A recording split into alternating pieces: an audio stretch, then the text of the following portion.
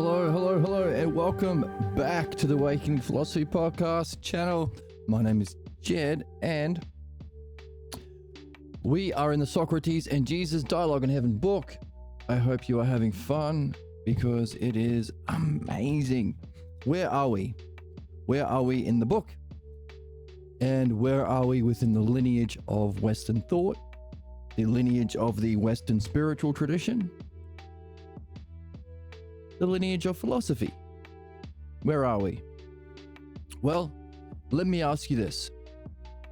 What do you want? What do we all want? Do we want what we consider good? What words would you put on the goodness that you seek? Would you say that you desire beauty, excellence,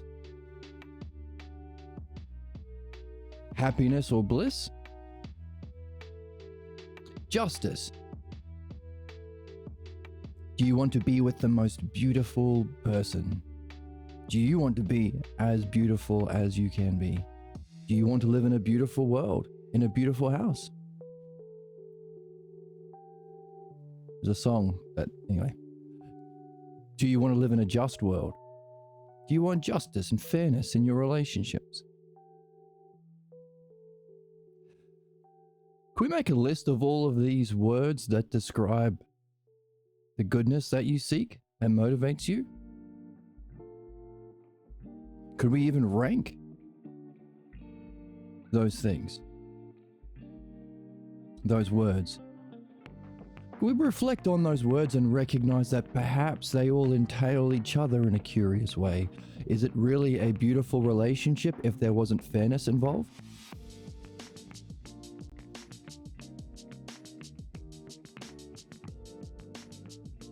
Is she really beautiful unless she has a good soul? Thumbs up.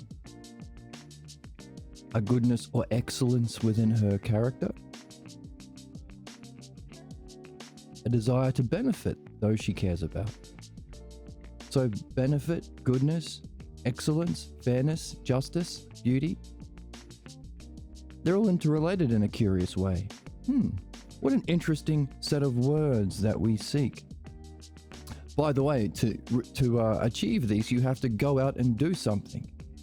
So while you can say there's a part of your self or psyche, or let's just use a word for now, soul, to talk about the different forces that you have within yourself. There is that force that seeks, thumbs up, those that list of single words, or should we call them monads? Because they're ones.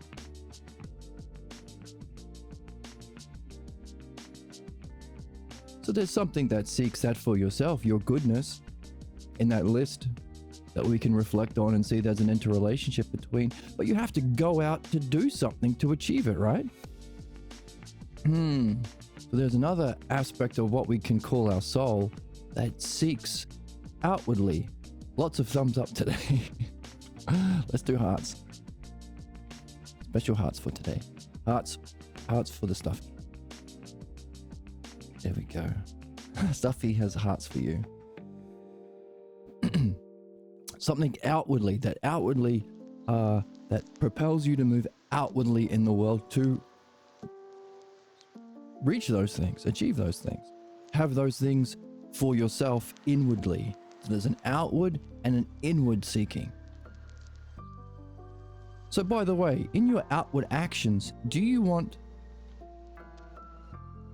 to be lied to? I mean, you don't want to be lied to and buy the car that breaks down straight away because you're told it's the best car out there. It has the excellence of carness. By the way, when you reach beauty, do you want it to be an anime waifu pillow, or would you rather be with the person herself? Do we seek the truth of what we seek? Actual beauty, not to be lied to? Not to find out that the girl that you're with is actually a sociopath and was lying to you your whole relationship? Excellence?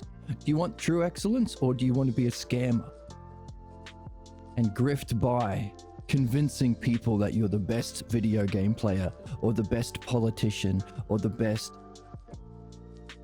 partner or the best anything? Expert that has appeared on Joe Rogan's podcast. I'm a real living being. Awesome, man. So what we outwardly seek to achieve those monads we want for ourselves, our goodness, we want to make sure it's true and not fake. How do you know something's true?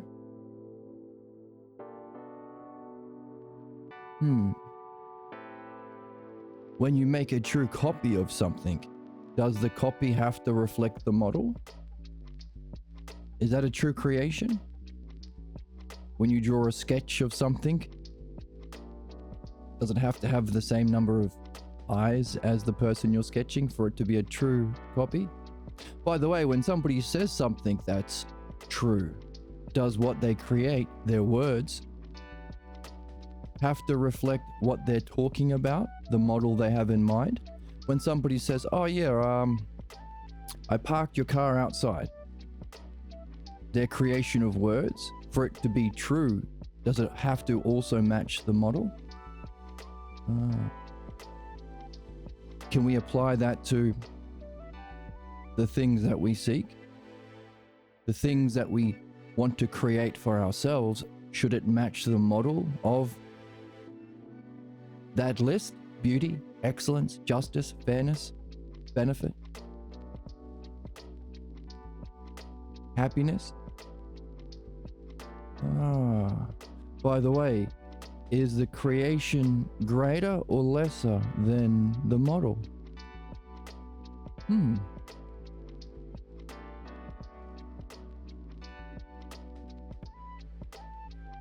The words about where the car is spoken, is it the same as the car itself? By the way, will you know whether or not it's true unless you have both? Unless you match the words with where the car is, the copy with the model. What you have created for yourself with the model, the lesser with the greater. You have to match them together and compare them as a whole. Interesting. So while what we seek we can find as a list of single terms, what we desire for ourselves, our outward seeking of those things require 3 terms to make sure that what we get, our goodness, our beauty, our benefit, is actually real and not a scam. What are those 3 terms? The lesser, the copy, the greater, the model, which has to be greater than the copy, and all of it as a whole. Lesser, greater, whole. How interesting. It's a set of 3 words together. That we can use to determine truth, to make sure that what we are doing reflects the true model of what we're seeking, and we can compare the two as a whole. Hey, don't you want to make sure that the model that you're seeking reflects the ultimate? Sure, you can create something that you consider beautiful based on a true reflection of a beautiful model, but don't you want to make sure that the model that you have been using is itself based on the ultimate beauty and not something diminished or fake? So we could even say lesser, greater, ultimate. By the way, to see if the lesser and greater match, you have to make sure that they're the same. The thing that you've made is the same. Or what has been said about where the car is truthful because it's the same as where the car is actually parked. Lesser, greater, same. when you create something for yourself, it has to be like the model. Lesser, greater, like. So we have a puzzle here. There are lots of ultimate terms that reflect that third term of what is needed for truth. We've got lesser, we've got greater, but there is some ultimate or whole of the two together, or making them the same as each other, or being like the model. For now, let's just say lesser, greater, and having it as a whole.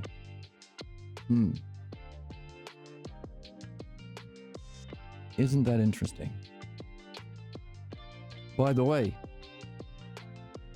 if there is that aspect of your soul that seeks your goodness, and there's that aspect of that soul, of your soul or psyche that propels you to act out in the world, seek something in the world, to achieve that, you have to have some sort of plan for going about it, don't you? Would you also agree that there is a part of yourself that seeks to reason the best? Most excellently. Reason most beautifully. Reason most fairly, so that you can reason a plan on how you can outwardly move to achieve the thing you want inwardly for yourself. Giving us 3 aspects of the soul: inward desire, outward seeking, and reasoning. Interesting. So we could just say that these 3 aspects, these 3 primary motivations, we could just use the word soul for now. Let's not even wonder if there is such a thing as soul in itself, but it's a handy word to take these 3 forces together into a unity. Interestingly, we want to reason well, don't we? So that list of monads that we've got also interrelates with reasoning. We want to reason beautifully. And we want to reason about the truth, don't we? So while they're different kinds of things, there is a relationship. Let's ignore that for a moment. And okay, so if we inwardly seek those list of monads, beauty, excellence, we want to make sure it's true. We outwardly seek truth, which is a sort of 3 or triad. How do we reason? How do you explain something? If somebody said explain a bike and you just said bike, would that be an explanation? Can you use a monad or one word? You got to rub it up against something to see it. You have to see how it functions to recognize it.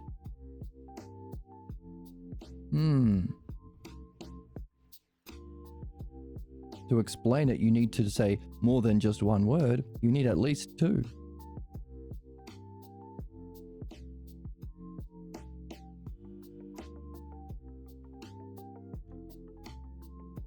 To understand something, do you have to talk about it as a whole?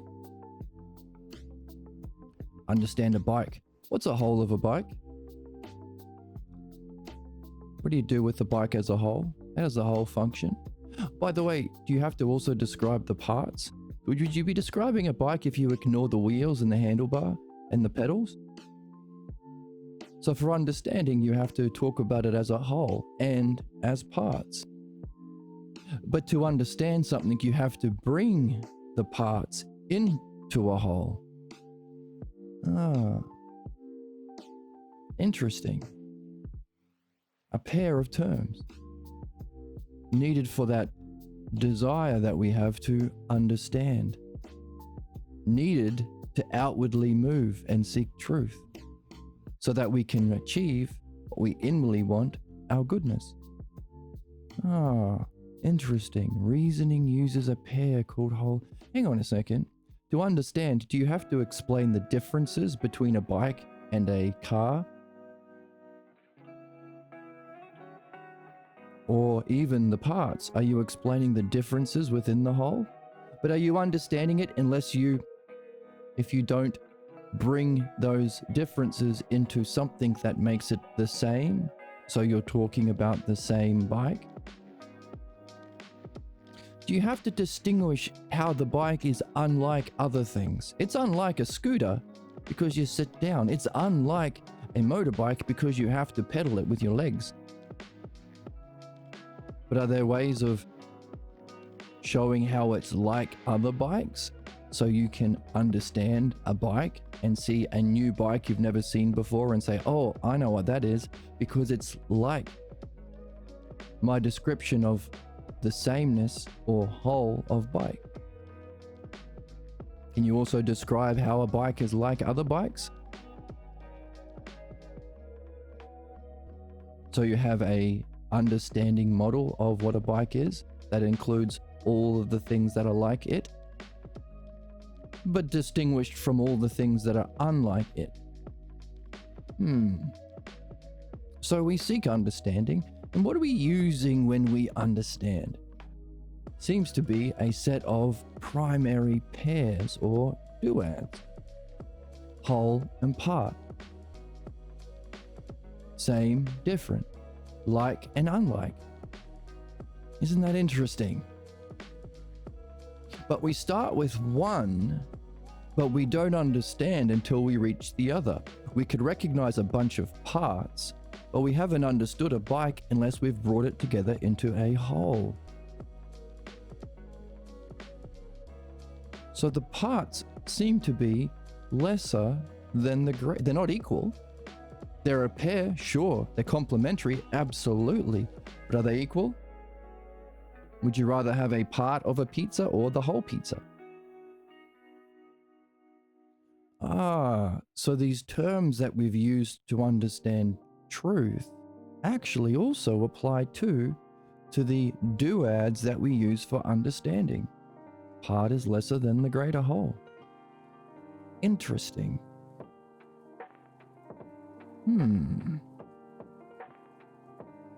Isn't that interesting? Is there an end?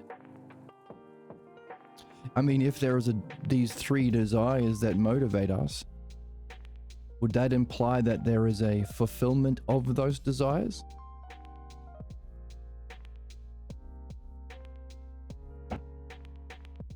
In other words, if there's a desire for beauty, is there a possibility of attaining beauty? If there's a desire for pizza, is there a possibility of eating the pizza?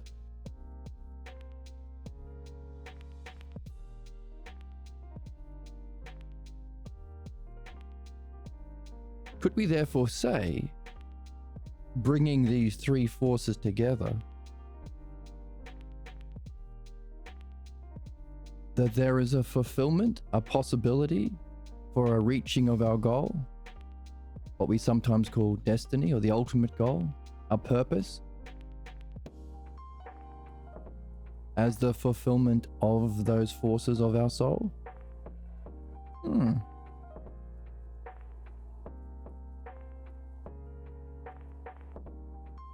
If so, because we've recognized that there are three elements within the realm of truth, the lesser, the greater, and the ultimate,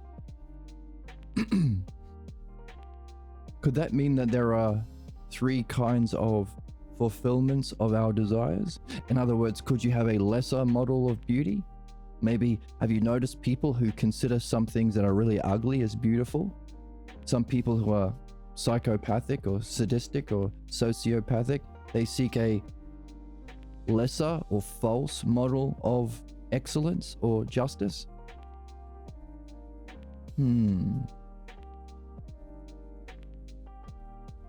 If so, could we recognize there is a greater that's better than those bullshit ones?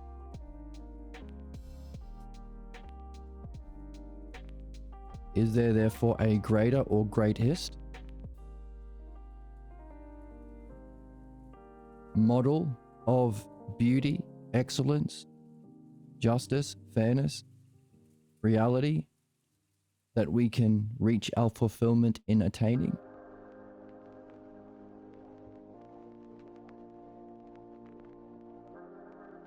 Well, we won't be able to get there unless we can reason about what that ultimate, or the greater model of those things are, so we can fulfill that and reach it. We better plan, we better reason. Without a goal and steps, you won't reach it. Hang on a second. Is there something that makes that greatest model true?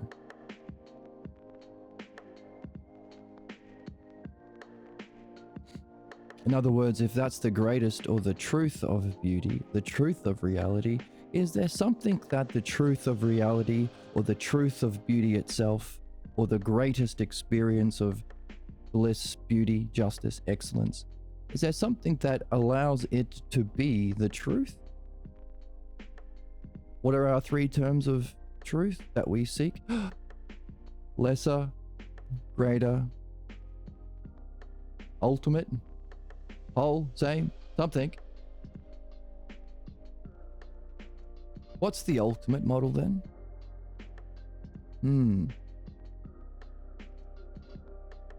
Well, we better understand these three divisions of truth and how it can be applied to the lesser, greater, and ultimate, or the false, the truth, and the ultimate true itself of those things we seek, so that we are not stuck in our problems seeking false models of beauty and justice, spending our life desiring that which does harm.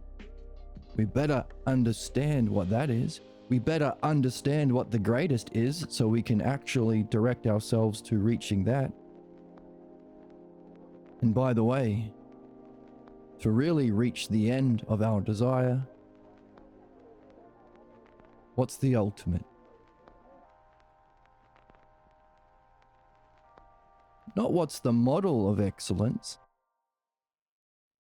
that we can create copies of, but what is true excellence? Not the truth of beauty so that our creations or our copies are based on the truth of beauty, but what is true beauty? What's the ultimate? What's the end? What are each of the forces of our soul seeking? Why? Because we want the true, not the lesser, not the greater, but the ultimate true.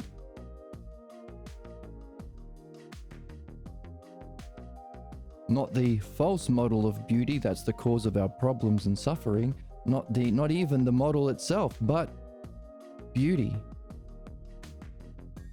The truth or ultimate of beauty.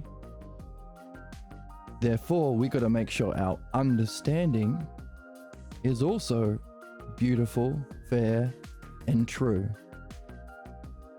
so that we can understand what the truth is and how, as the top of that triad that we outwardly seek, that we can apply to understand what we desire, those lists of monads that are all interrelated. Isn't that interesting? That we desire for ourselves. So in a similar interrelated way, we need to understand beautifully, excellently, the true understanding or true reasoning itself. What we can call the logos.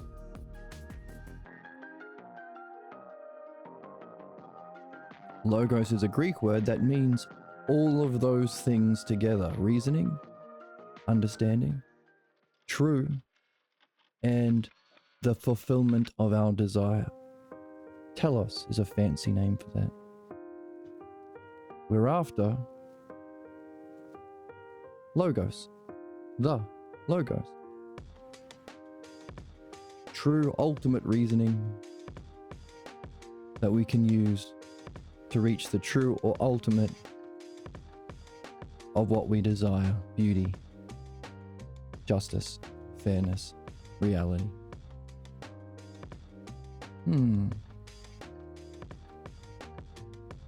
What's the true logos then? So that we can reason to fulfill the ultimate desire of that force. Hey, don't you want to reason well?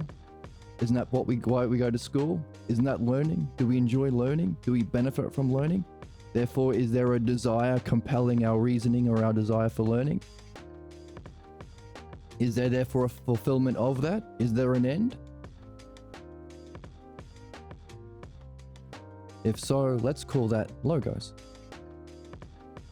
It would be the true, the fulfillment of our outwardly desiring, as applied to reasoning, that we can apply for our desire so we can understand the true beauty that we seek, understand the true plan for the true excellence we seek, nail down through understanding our goal of the true justice we seek.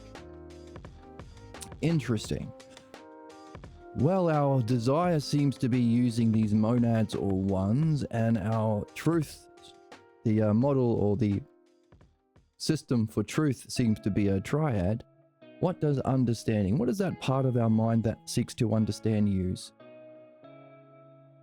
We mentioned bringing the parts into a whole, bringing the difference into a sameness, distinguishing likeness from unlikeness.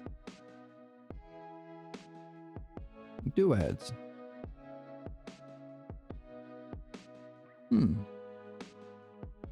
Therefore, if these are the primary, sure, you can go further than beauty and say, I want beauty, but I also want harmony, and I want flow, and I want balance, and I want proportion, and I want symmetry. Hey, is the word that unifies them together, or the ruling term, or the most primary term that has scope over all those other ones, beauty?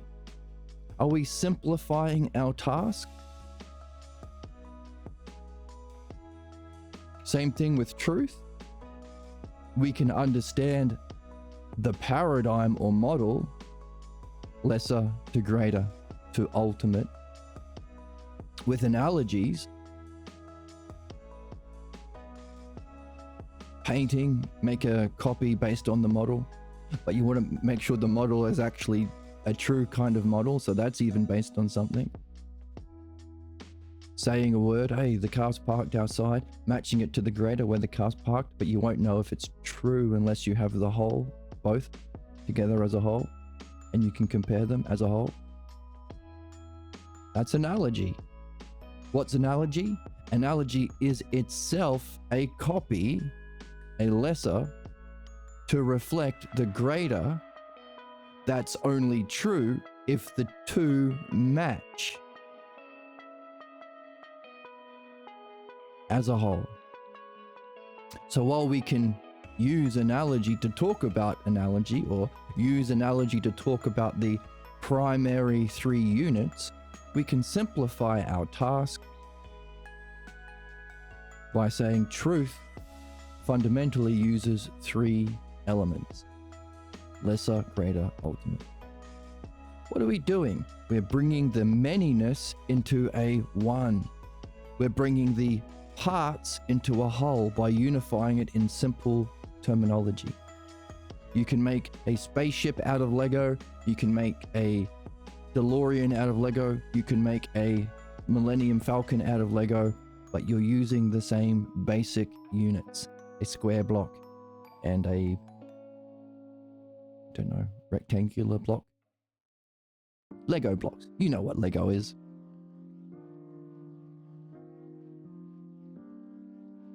My looper pedal is coming today. Hooray.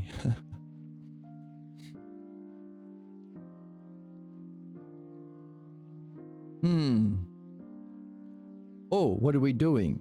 We are unifying into the most simple, beautiful, properly arranged, just the most simple one. Reasoning. We are reasoning about all of it. We are understanding the kind of function necessary for the other two, to understand truth and to understand how to reach beauty and what beauty is, or justice, or excellence, or happiness.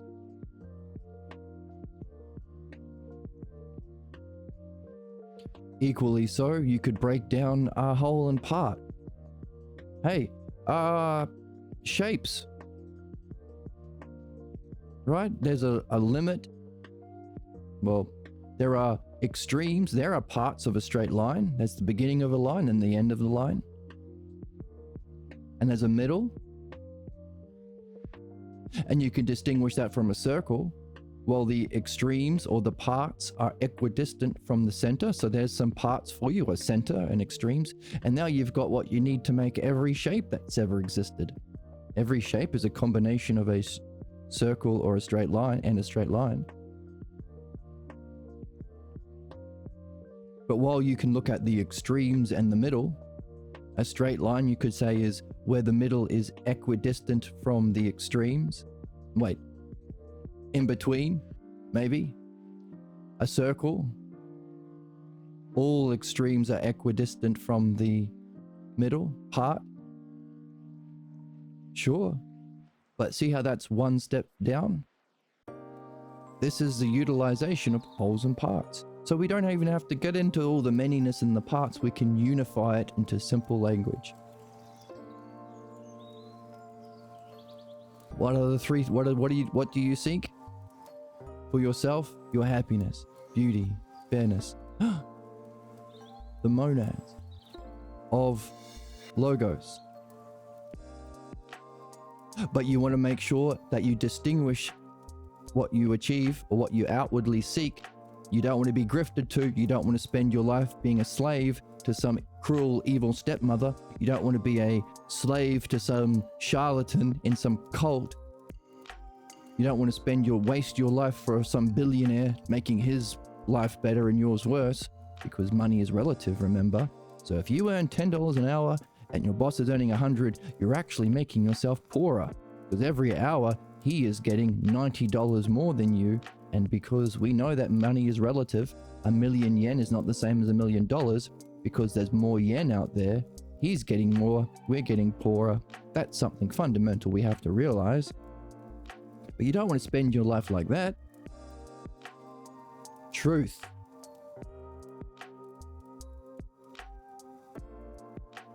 And by the way, even though we can simplify or unify truth as the ultimate in a triad, the truth of the model, or the true model and the true copy, the ultimate, the greater and the lesser, we need to use, yes, lots of thumbs up, thank you. And let's do some hearts.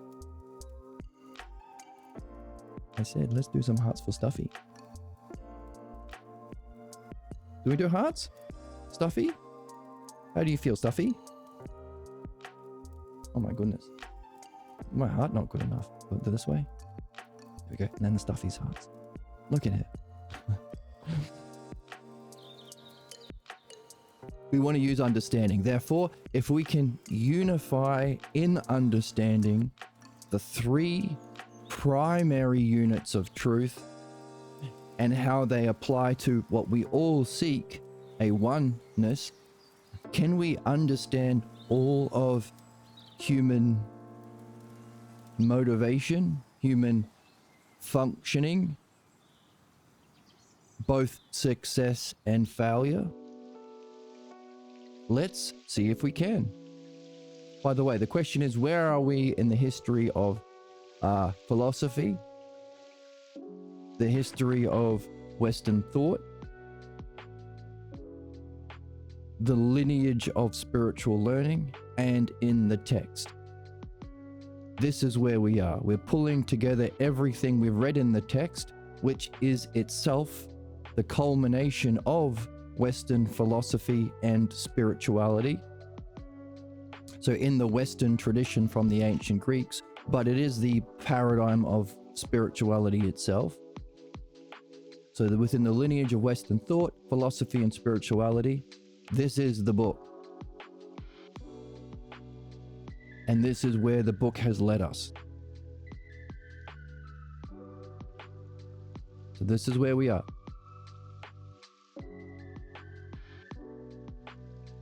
What have we said?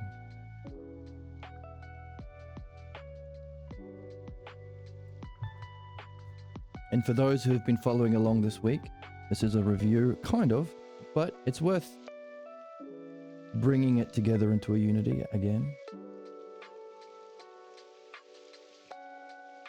Hey, what do we seek? We want to understand ourselves and all of humanity and even all of sentient life.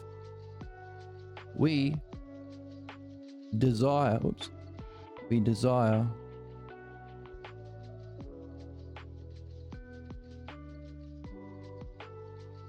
beauty. We desire excellence. We want to be our ultimate selves. Excellence. We desire fairness or justice.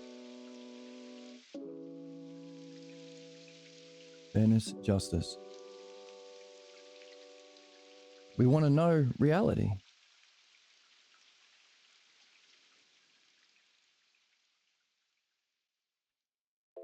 But hang on a second. There's our inward seeking desire for ourselves. There is also something that has to motivate us to seek it. Seek. We want to know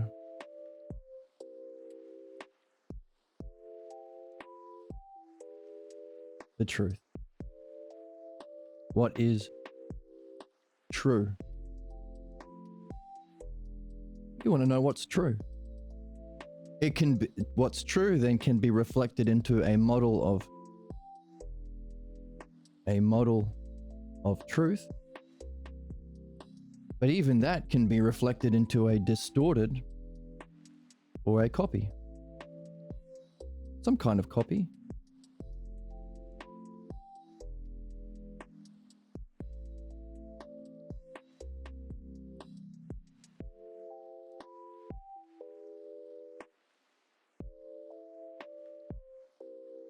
Which may be sometimes what's false. Because we can have a false model as well. Let's just leave it there for now. So what we've got, we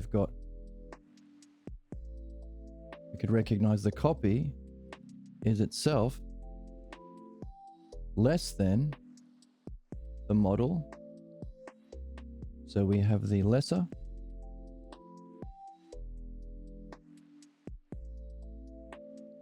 We have the greater.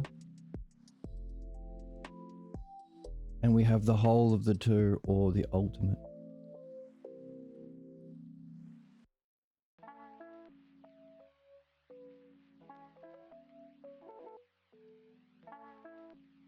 So we better make sure that when we outwardly seek those things we desire, we don't fall for the lesser, we reach the greater, then we go on to reach the ultimate.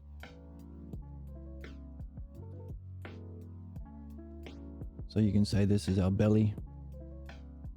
We desire things in our belly. We seek with courage our heart. There we go.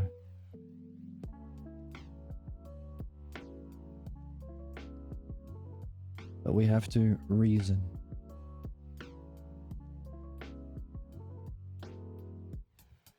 Or understand.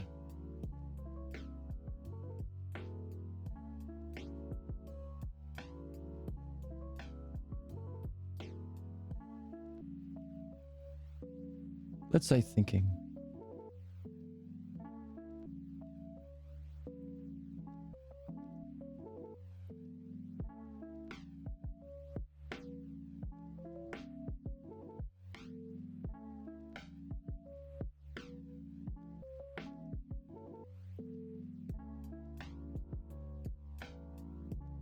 So that's a turning about upon itself to know itself, because while desire seeks to go outward and bring into you these beautiful things, these good things.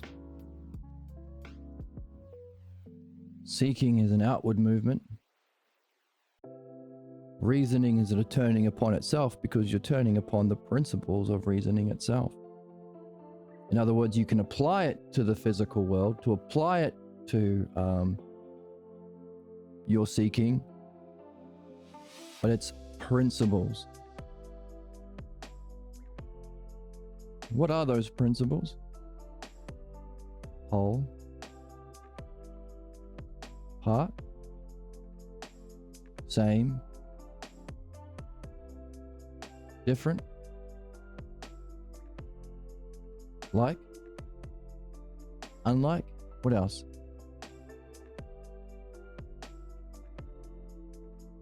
Rest, or how about freedom or unlimited?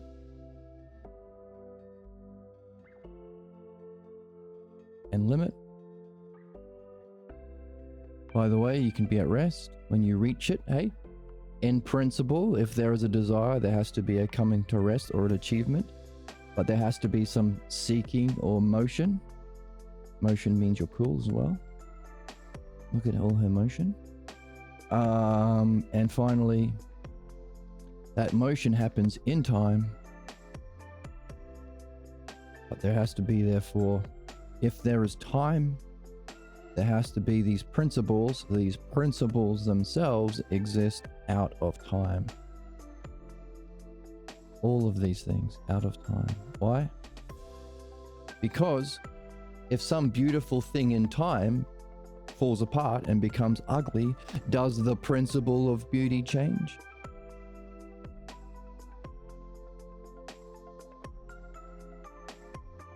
If the whole becomes a part, does whole change? Is whole made lesser? Nope, because they're out of time.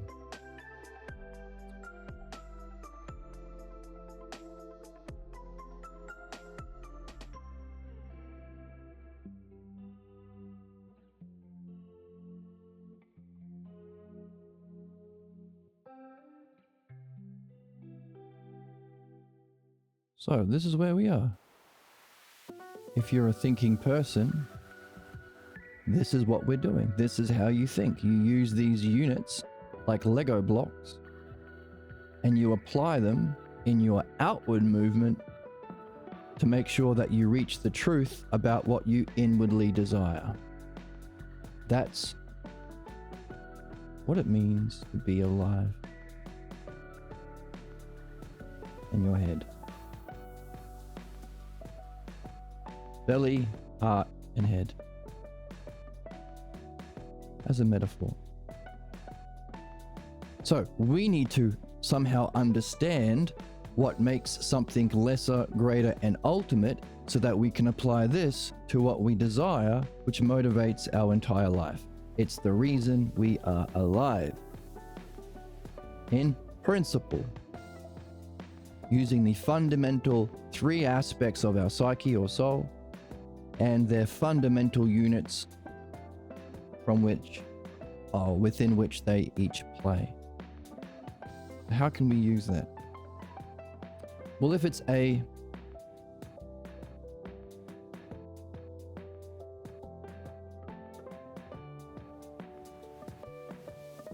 duad, we can make something called a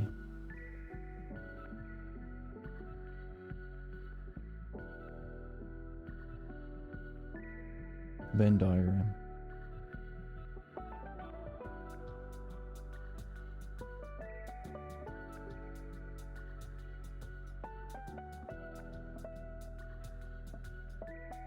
So all of those monads up here, we could say is whole,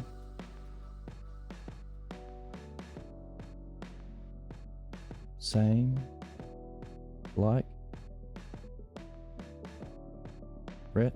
unlimited, rest, and out of time. Equally so, they have their pair. Part, different, unlike, limit, motion, and in time. Or the lesser, let's not use that yet. because we need lesser, great. We need three terms for truth.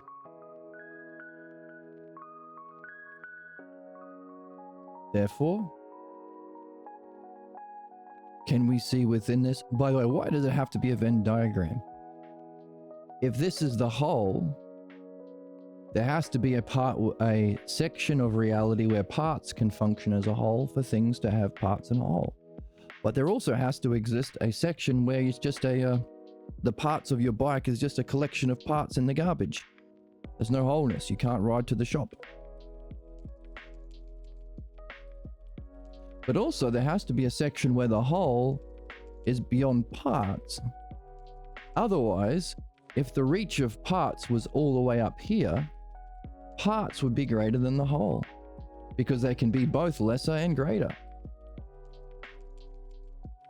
The principle, there has to be a principle of whole to make it different. To make it different, there has to be a section of part that's not whole and a section of whole that's not parts, as well as their interrelate and the overlappingness. Hang on a second. This gives us a model of the lesser,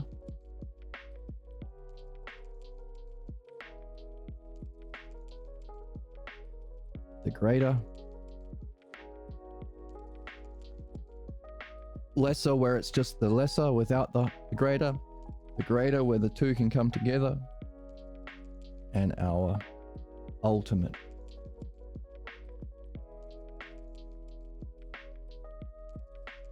Now, we could say lesser greater to whole or lesser greater to same. In fact, because we've noticed a pattern, we could use any one of these terms to refer to this one.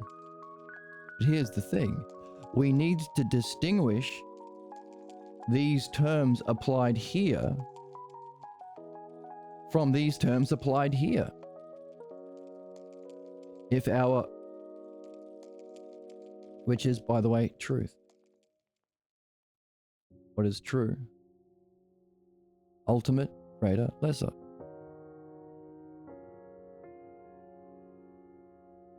Now we have a way of distinguishing the nature of the lesser, the nature of the greater, as these two together, and the nature of the ultimate as this,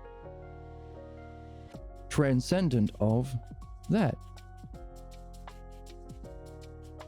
That we can apply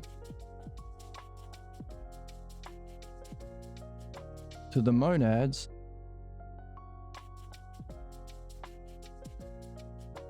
so while these pairs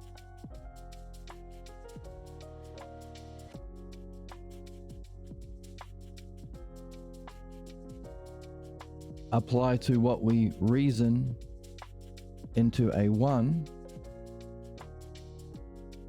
these triads apply to what we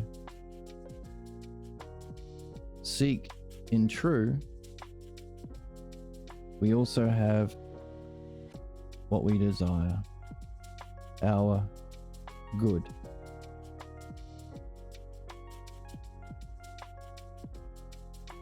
Beauty, excellence, justice, reality. And we can add to that list if we wanted to. Therefore, using these primary Lego blocks of reality, because everything that exists has to be a whole of parts. Everything you've ever seen is the same as something else because it's a thing, but it's also different because it's a different thing, etc., etc. We all seek this in principle. Everyone seeks their good. That's why punishment is irrational.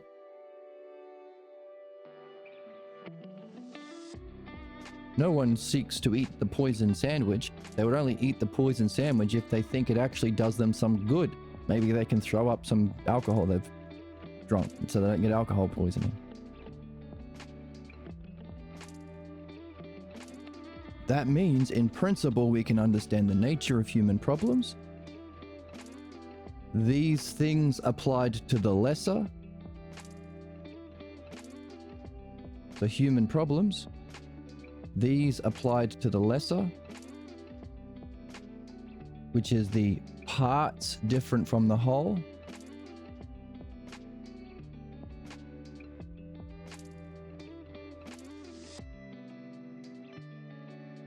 So these applied to the lesser.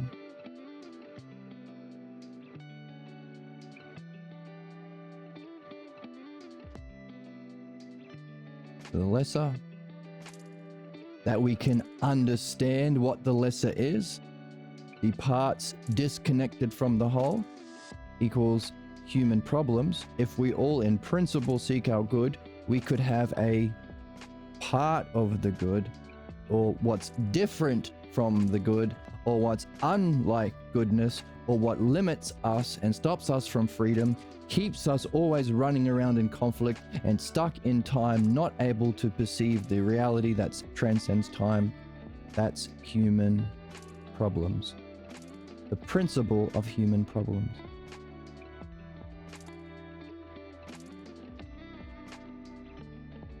Apply these to the greater, and we have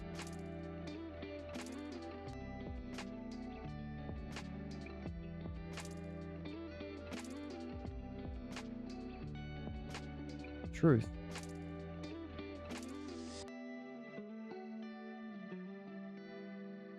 Well, excellence.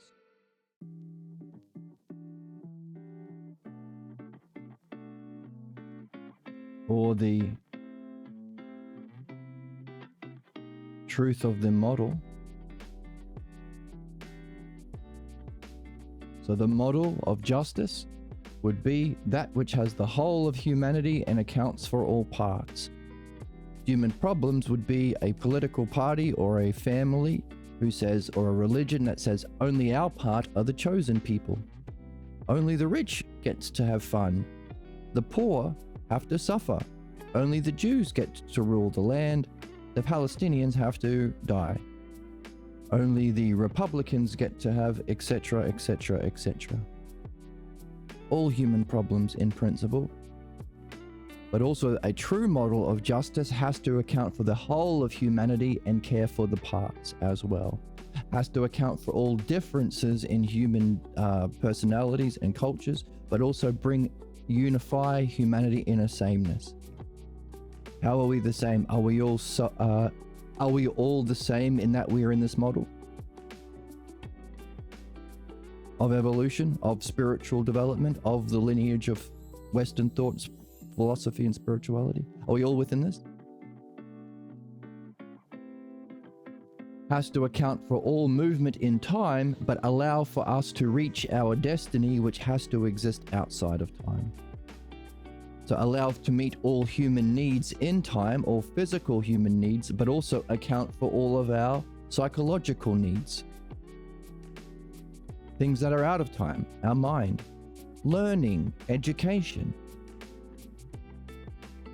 a sense of community, a sense of fairness. So our model, so this would be the one model for all spiritual traditions and the one model for political parties. The model, or the truth of the model. The greater upon which the lesser is based. The model of justice, the model of beauty, the model of excellence. And by the way, you can experience it directly as the truth of reality, making it the spiritual experience. The truth of spirituality.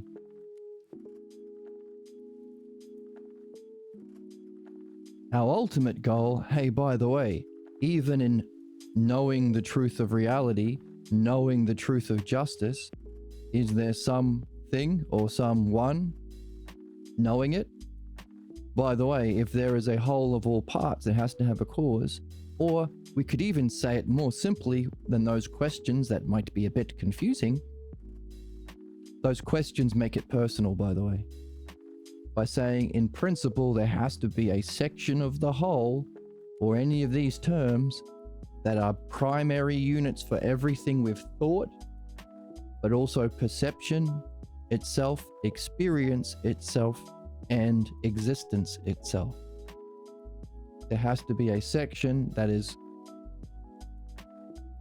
transcendent of or cannot come into contact with the lesser. The ultimate, therefore, the ultimate. So you could call this the truth of reality and this true reality. The ultimate or the true.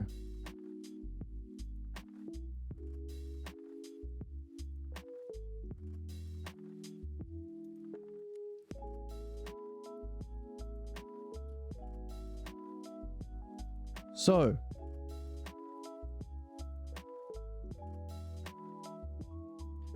it can't be a model, because a model in principle has to have parts that are brought together into a unity that can be used for other parts to copy.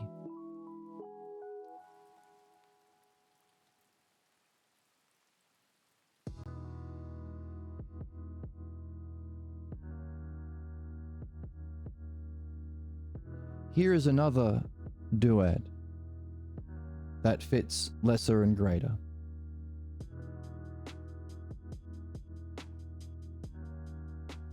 Self and other. These are the greater terms, so if we were to make a list of these, self would be above, because self and other give us the structure that you can apply for understanding all of those things. If you want to understand what whole is, you have to talk about it, self in relation to itself. Just talk about whole itself. What is it? Does it exist? Is it one of the aspects of here?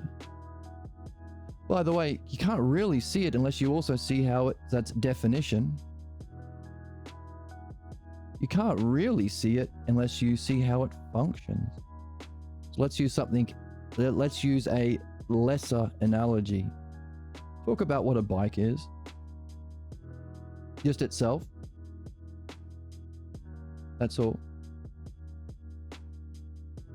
Now, to really understand or unify into a whole completely, you have to also talk about how it functions itself to others. How does your bike make your life better?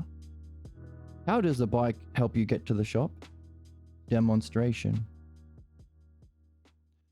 By the way, now that you can function with it, now that you understand its functioning, what other functionings can you use in your life?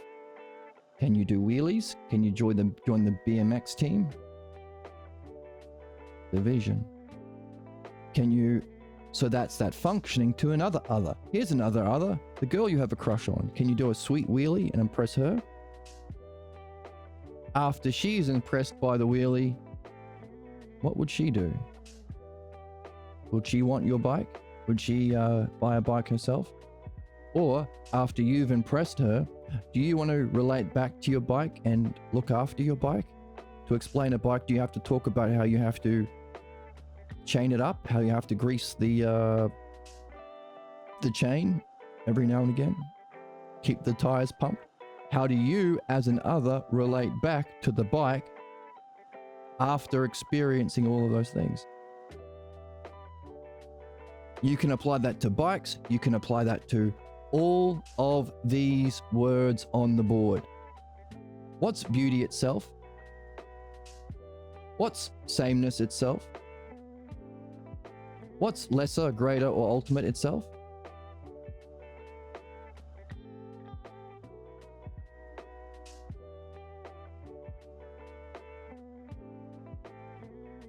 The application of this therefore, this duad has scope over all others. It applies to all others.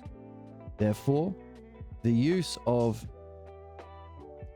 this dialectic structure of thinking, use of your mind, so you can understand the nature of these good things, the nature of the true things, to make sure that you're seeking the good, so you can understand the nature of your problems to avoid your problems and put an end to your problems, put an end to your limitations so you can be free, put an end to injustice, false excellence, a false model of beauty.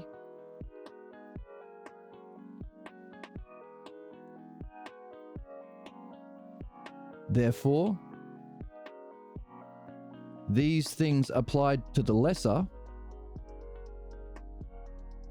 this reasoning applied to the lesser,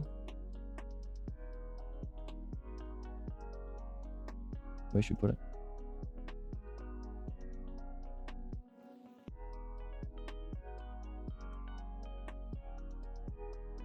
Is called the dialectic applied to the lesser. Put a name on it. We'll call it a dialectic. Bring it, the parts into a one.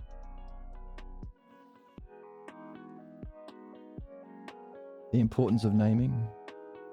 Maybe.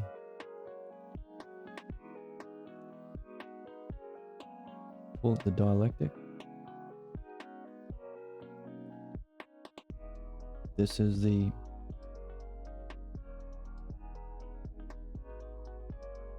use. All of these terms on the board we can call the logos. The use of the logos, therefore, the dialectic.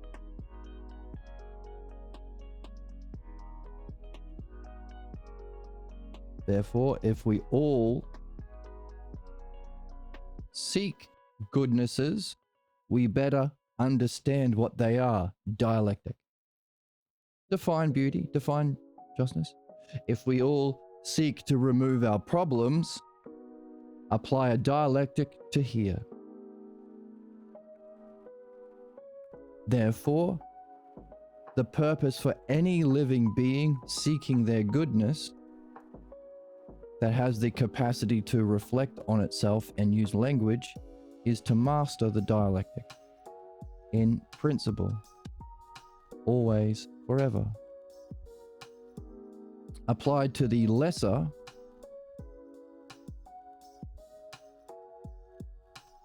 is to remove your human problems, or philosophical midwifery. Your problems keep you limited, keep you stuck in repeating motions of your problems, prevent you from insights or spiritual experiences. You're pretty dumb and you're not very creative. You can't have insights in mind.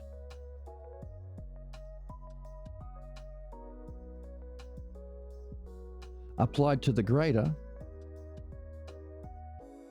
dialectic, applied to the greater is metaphysics, or Platonic philosophy.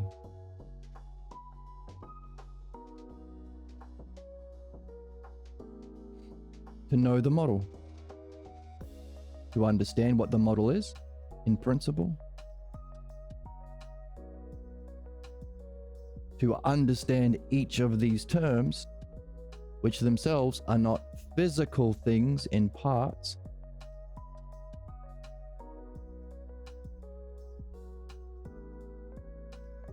but in mind.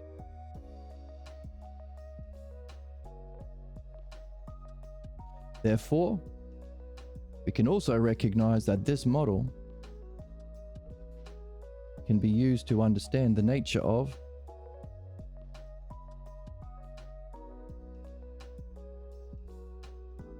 the physical world of parts, mind, and self.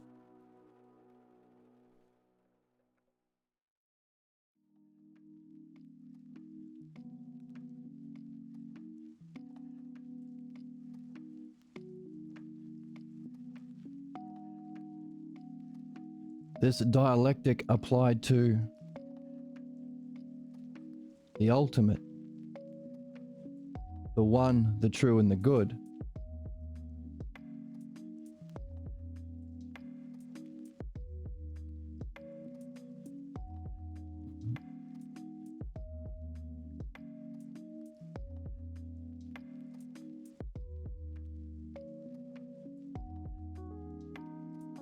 Socratic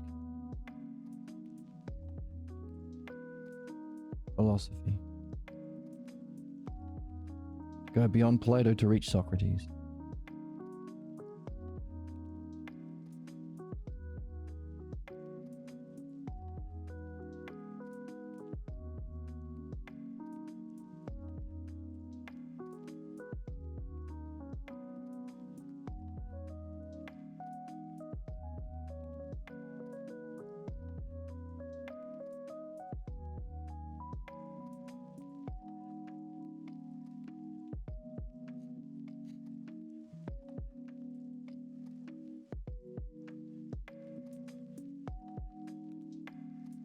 We could even say, we can even add to this and say, hang on, the dialectic applied to those things. Socratic philosophy is the dialectic applied to, in principle, the one that's not many, the whole that's not part. So the whole that's not part, the same that's not different, a unique kind of one. Whereas Platonic philosophy is when the parts come into a whole, unity or oneness. Whereas your problems are always different, you are always different, we're always in conflict, a manyness.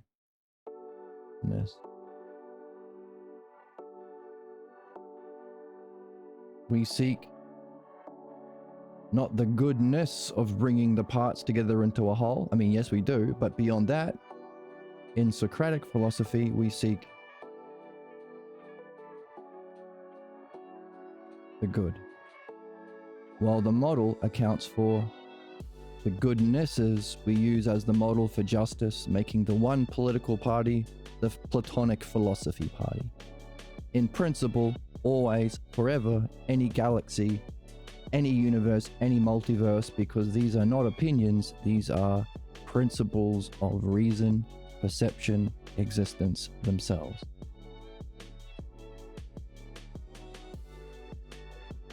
Whereas if you are a part different from the many, you participate in badness.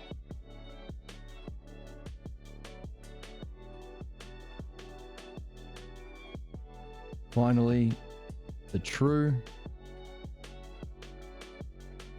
of the model and what's false. The dialectic applied in philosophical midwifery allows us to remove our manyness, badness, and what's false.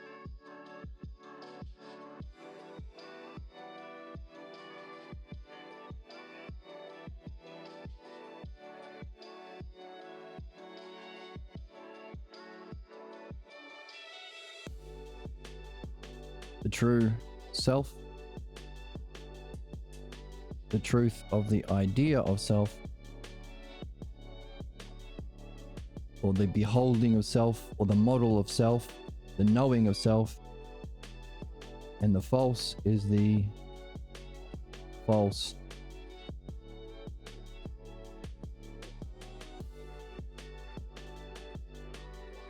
idea of self. The dialectic can be applied to the parts that are different and limited, our badness or problems, our human problems, to remove the false idea of the self. That's philosophical midwifery. Applied to all of these terms themselves, except for one true good, except for the headings, is to experience and understand the idea of the good. Platonic philosophy, Socratic philosophy is recognizing, hey, our ultimate goal is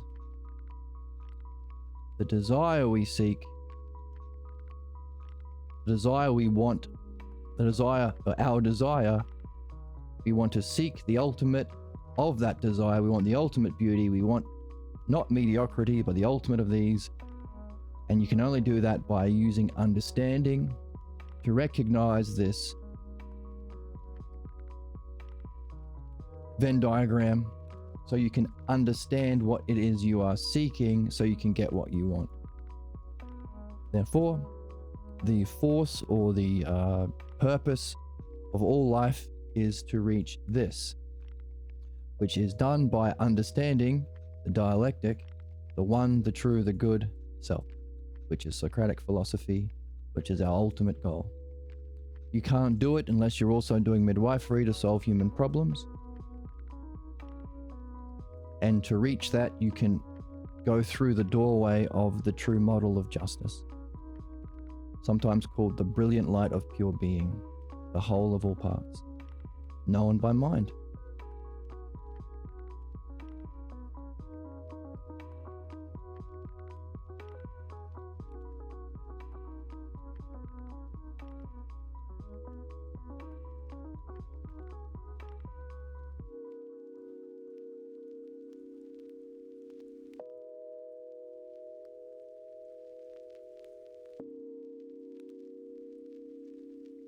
Each level contains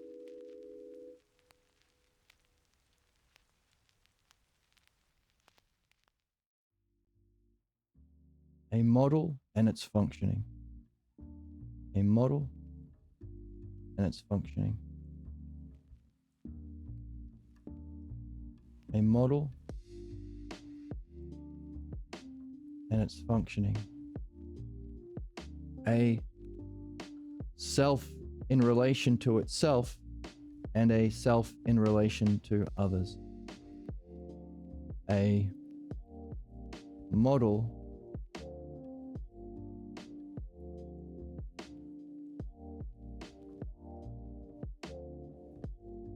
and activity.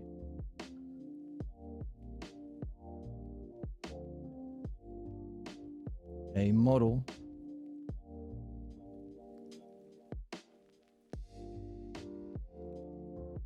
and its activity.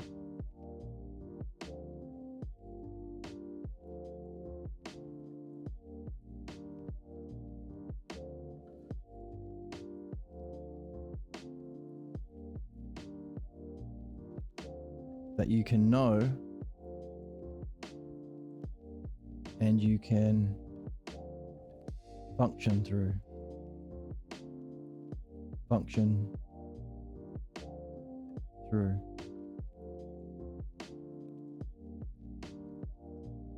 That knowing you could call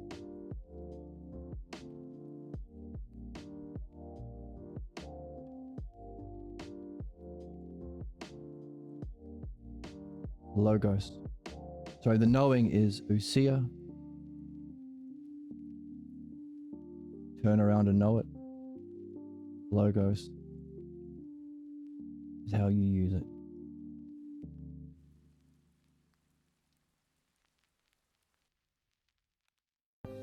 Or definition, demonstration. But you need both.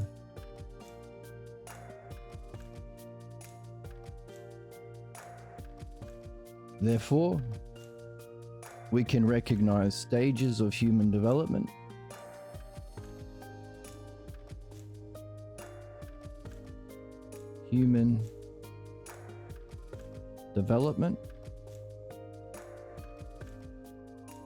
through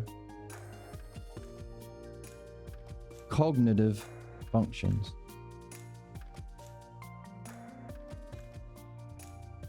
How are we making sense? How do we use our thinking? How do we use our mind? Cognitive functions.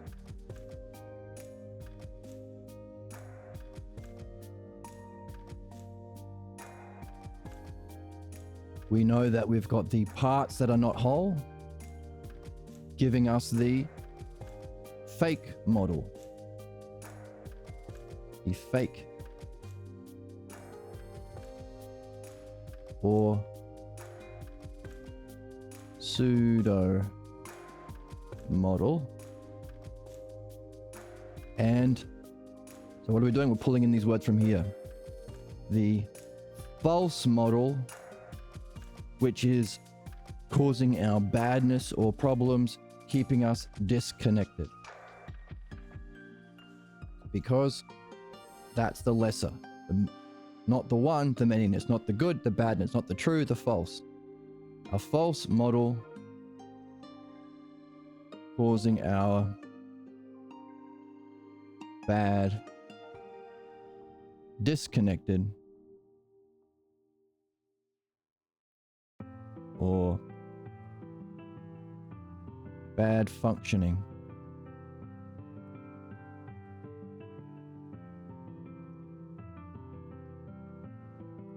All we're doing is applying this principle of truth, the lesser, to the monads in principle, using these ultimate terms and their three variations through truth.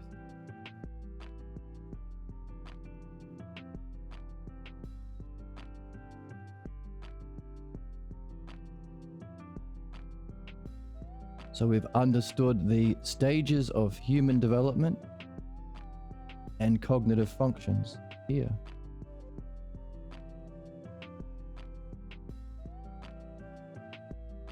We have the truth. If that's the fake, this is the truth. The truth of the model. And our goodness functioning, allowing us to have the idea of self, experience the self, the truth of the model of justice and beauty. We also have the true,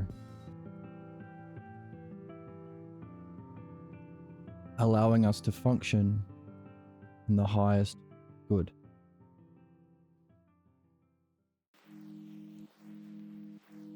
Now, these are models. If they apply to human developments, we have to take definition and demonstration, or model and goodness, but we have to take the highest term. So what are we doing? If all of these Platonic philosophy terms, all of these terms within the classes apply to this, the titles of the classes, one, true, and good, and ultimately beyond that, the self, because as we saw, the self has to incorporate all of them. The self, here, we've got it here. Double lines. We are seeing it is a fake pseudo model of self.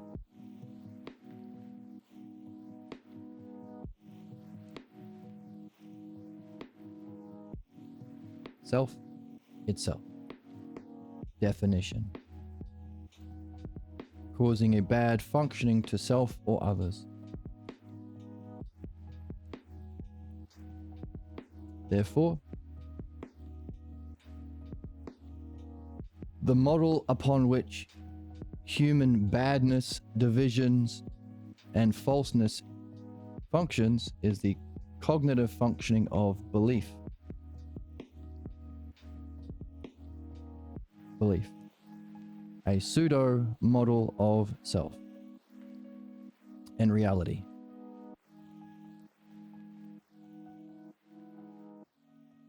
Our bad functioning,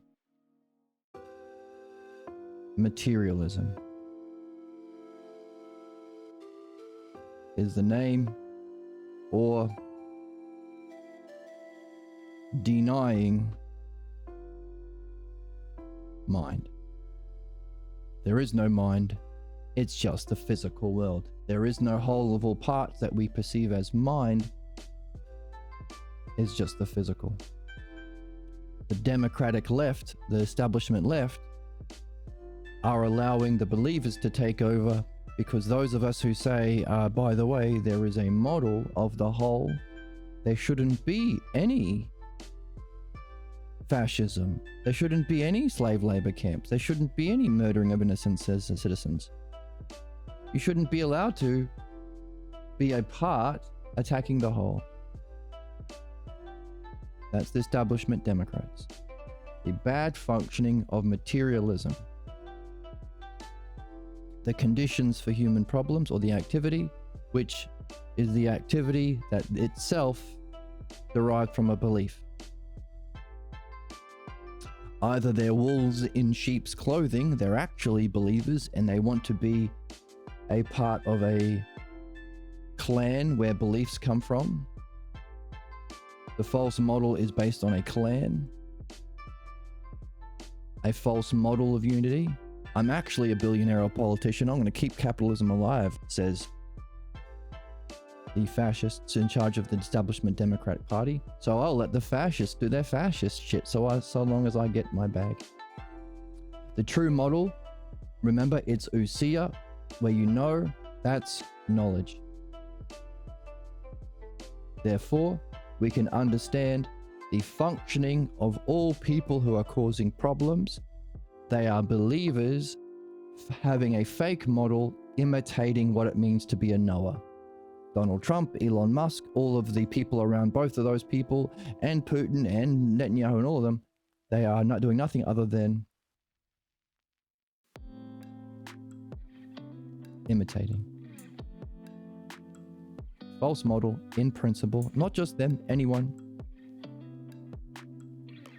including your own parents, when they claimed to be a knower. That's the difficulty. It's easy to say with others, it's easy to point at other countries, it's easy to point at other religions, it's easy to point at other families. It takes courage and maturity to recognize it as a principle. If you reject it as a principle and say, yes, but not my opinions, yes, but not my belief, my family, my blah, blah, blah, you are functioning in bad functioning. You are a part denying the whole. You're a part denying principles. You will never solve problems. Stop spam. But that's funny. It's like the whole business model is like, hey, we can trick the platforms, and then hopefully we can trick people into thinking that these are real people to do like. Spam. I'm a human. I don't listen to robots. I don't listen to you, robot. Weird business, because it's like, You know, bunch of stupid little robots trying to spam everybody to sell crap. Can't sell crap to me, spam. weird business, because it's like, you know, bunch of stupid little robots trying to spam everybody to sell crap. Can't sell crap to me. Further fill the internet with spam and AI slop. It's what you're doing. You're an AI slop. This is an AI guy. You're an AI guy. And I say to you, Talking about a bunch of slop. talking a bunch of slop. Robots will replace that, and that's that's terrifying. Terrifying. You want to replace my chat with robots? But you shut up. You shut the shut hell up for a You second. shut the You're hell up not for a real. second. You're not real. You're a baby. You're a little baby. You're a little baby. That's weird that you think that. It's weird that you're doing I'm a that. human. I don't listen to robots. Don't listen to robots. Further fill the internet with spam. And this is spam. It is spam. So bamming the spammer. So what are we doing? We're understanding the nature of human problems and the associated levels of evolution through cognition. Notice, evolution isn't growing wings anymore. It's evolving to the capacity where you can reason or go from physical existence to participate in mind, that you can then go to recognize what is that which is using mind? The self. From the physical to the mind to the self. And we can use every single one of the basic units of understanding or oneness functioning to recognize and define what the self is, what mind is, and what problems are. Isn't that neat? The goodness functioning of the truth of the model understanding.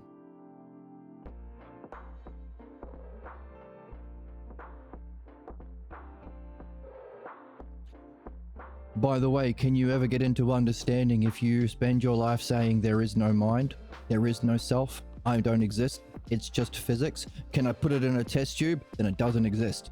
It's all phooey and woo-woo. And look at how strong I am, because I am being a foot soldier for my family beliefs.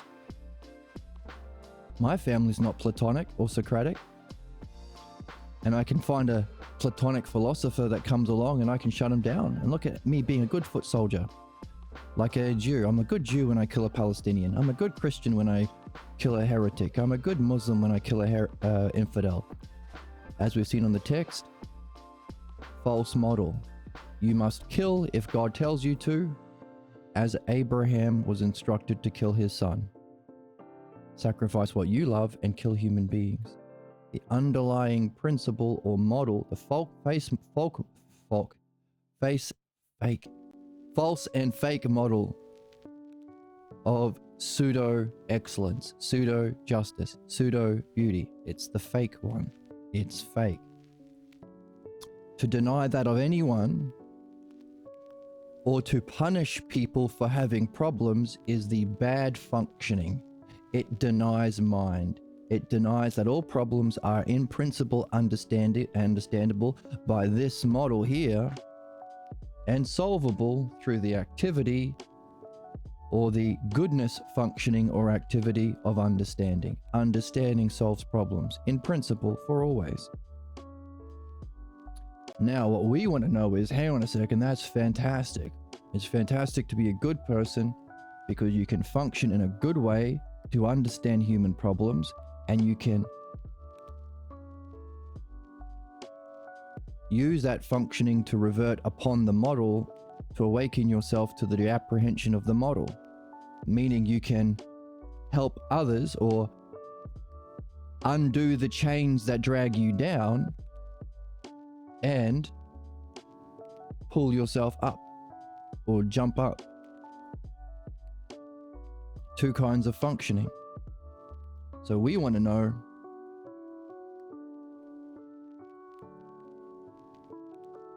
how do we directly apprehend the true,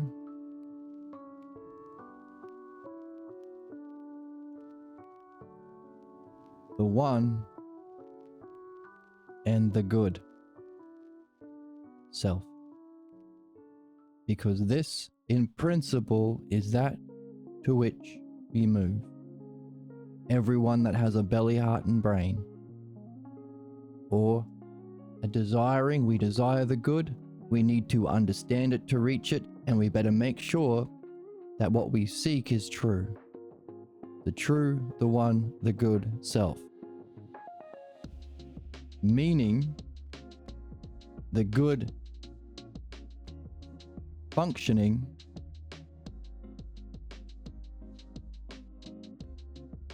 no, not the good functioning, the ultimate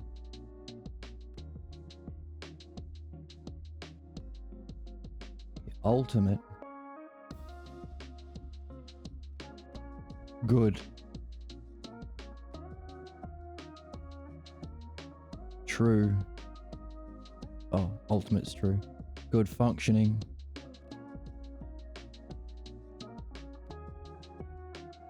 of ourself.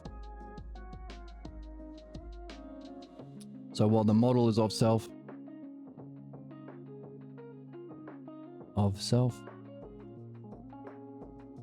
is this cognitive function, the dialectic applied to model. Not the model, but the model within this realm. The functioning is based on the model. or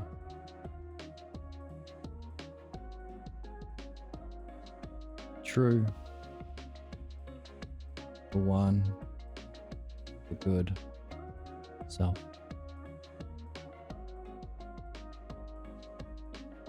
Notice the stage of cognitive development beyond the experience of enlightenment, what Taoists believe is the highest experience, and therefore is the highest experience, the highest stage, isn't. So we have the 10 ox herding pictures that depict a person's development through these stages, and there's a stage where he has the brilliant light of being, but then there are further stages beyond it. Just as we know from Achilles, who has a brilliant light of being, but also has to do the work to remove his false beliefs and perfect in excellence. Just as we have from Jesus in the story of Mark, who has the brilliant light of being experience and goes down to his beliefs.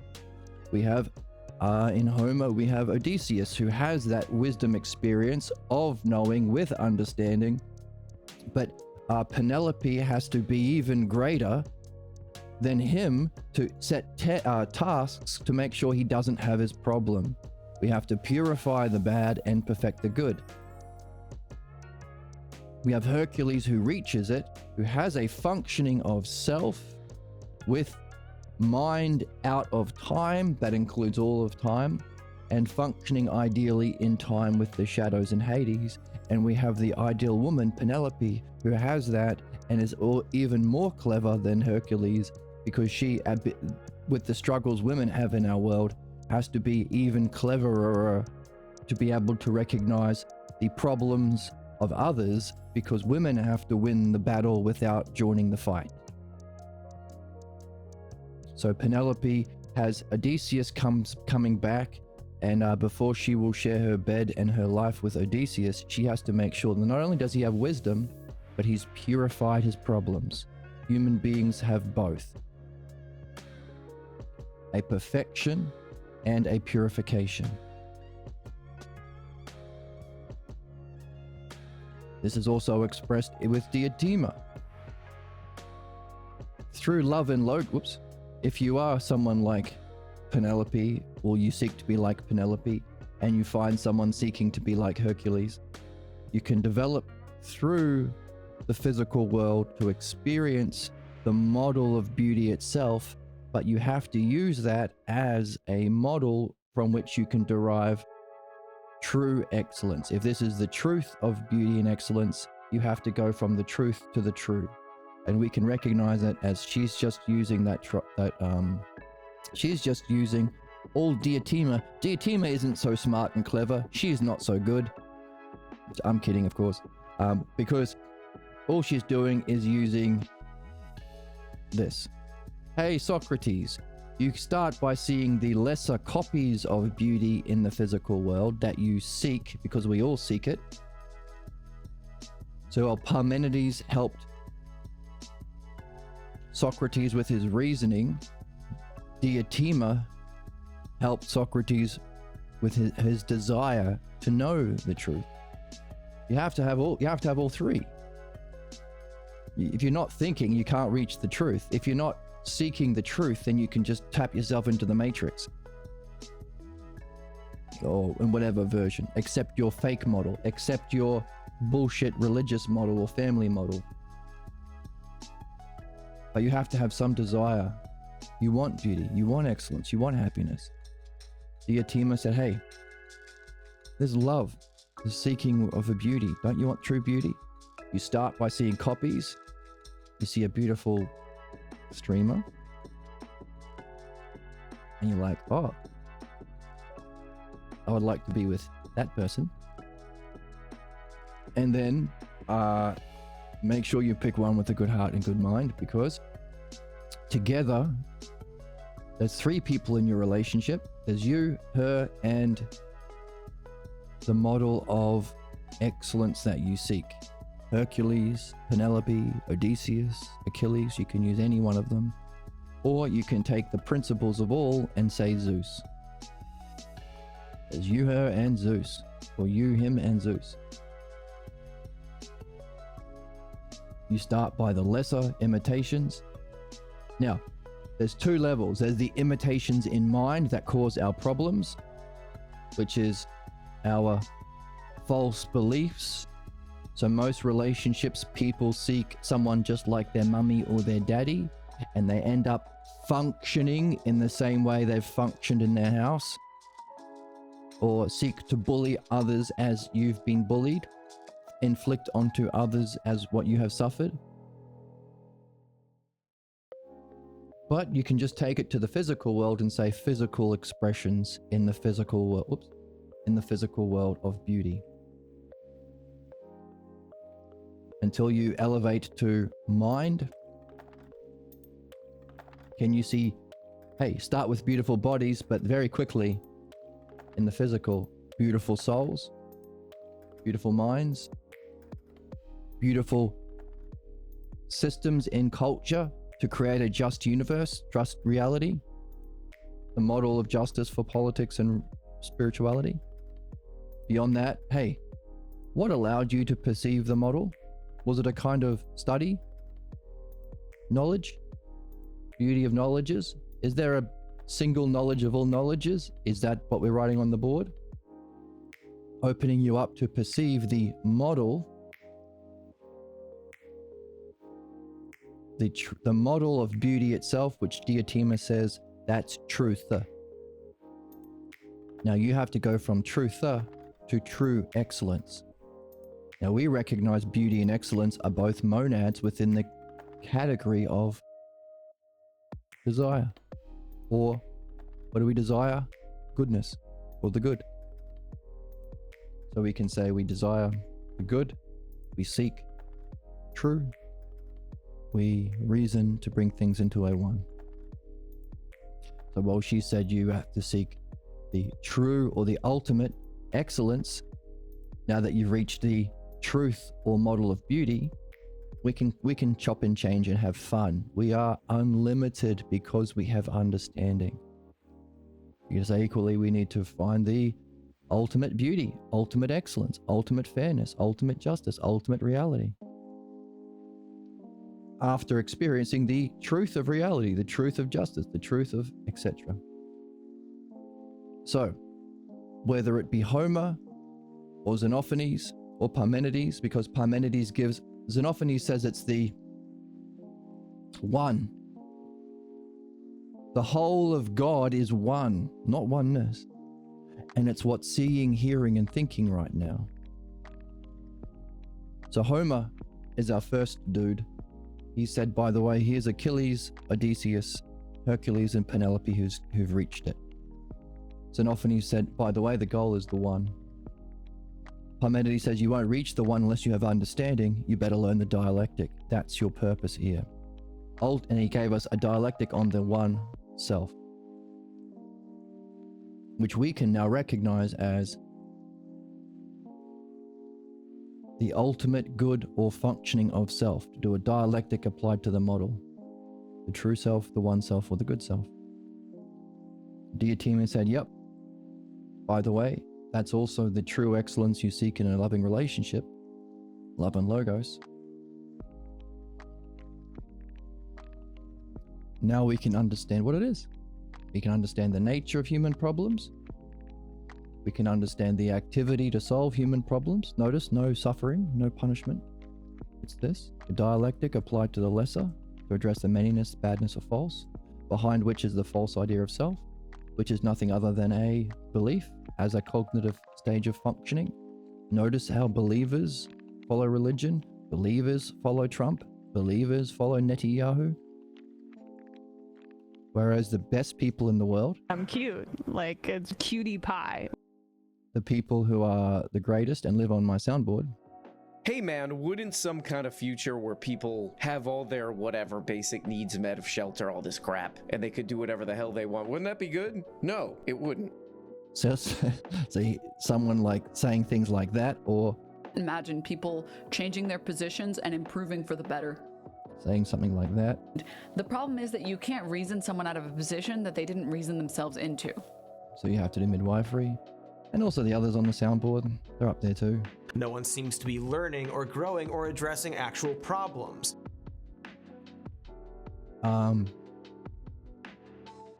We can understand why they are the best and awesomest and most beautiful people, because they're here. We can share with them the model so they can take their natural ability and perfect their understanding. And by the way, they can apply their understanding to the model that they've been using, which is nothing other than the dialectic on all of these words. Look, see these three lists? You can do a dialectic on any one of these words in the list.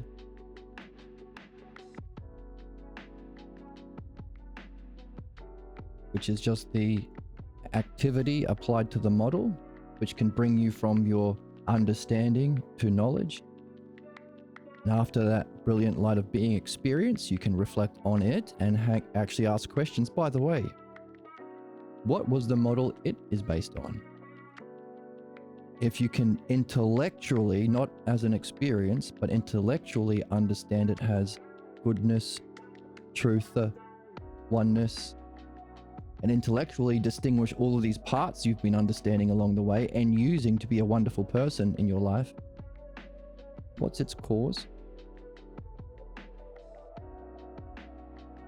That's the dialectic applied to the model of self, or the nature. So let's get rid of model. The nature. The true self. The one self, the good self. Why? Because they're each a model. It's each something that you can know all at once. It's a turning about and knowing itself as your nature. Nature. Know the self.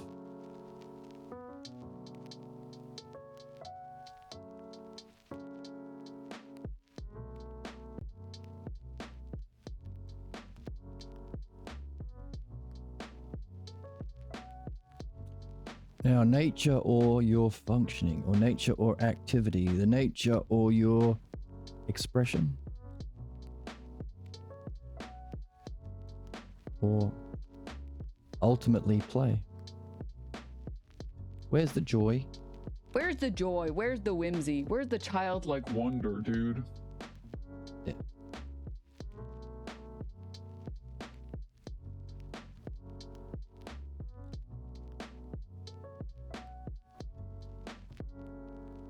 So a dialectic applied to the true nature, or the one nature, or the good nature of self.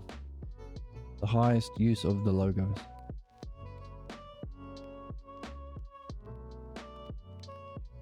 Meaning, we have the highest use of the logos.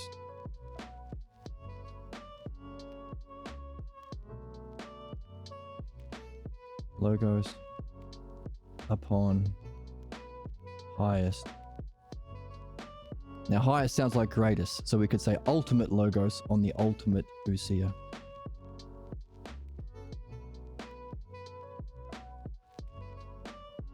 Or knowingness, because remember, ousia is your nature, but it's also, you can apprehend it all at once. It's also the model for your functioning. Knowingness of self. The highest logos, or use of the logos, or functioning directed upon the highest ousia, or knowingness of self. To say that simply, it's how to, a different color, how to know thyself. The start of the tradition. Know thyself. Reject mediocrity.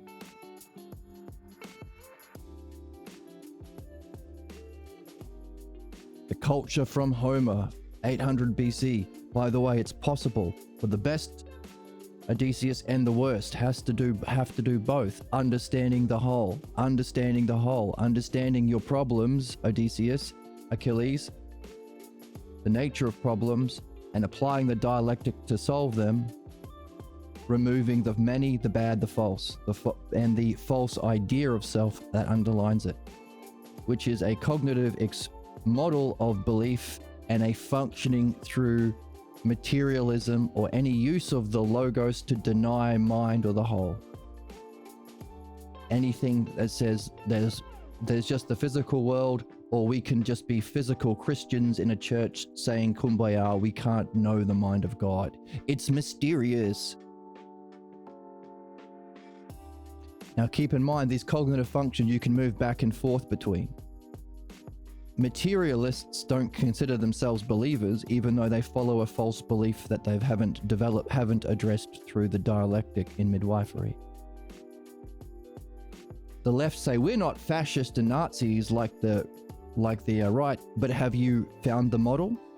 So you still have an underlying belief that fascism is good enough for you to compromise with, making you the little bitches of the right. So while we can understand them as parts, we can move back and forth between them. Like understanding, you can use understanding in midwifery to help others remove their beliefs and remove their problems.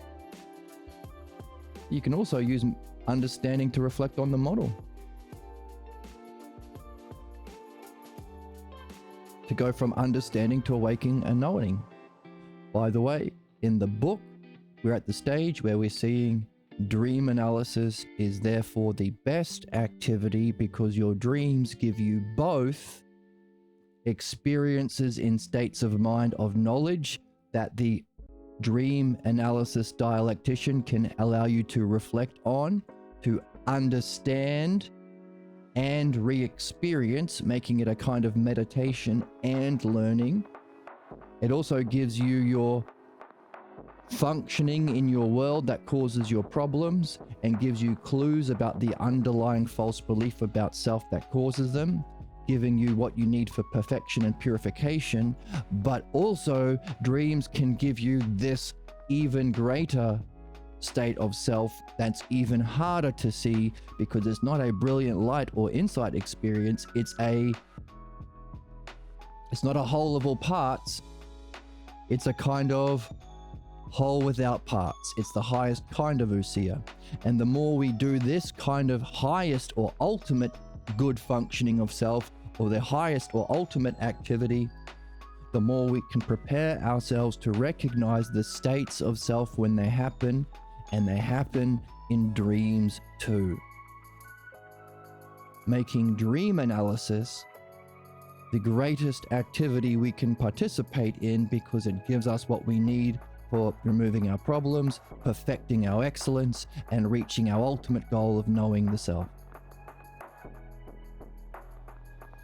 It knows therefore, if dreams can do that, not only is our dreams functioning in the best way to help at every level, it also itself is a definition of it, because it must be carrying a providence that uses the model, so its desire for care has to transcend the model here.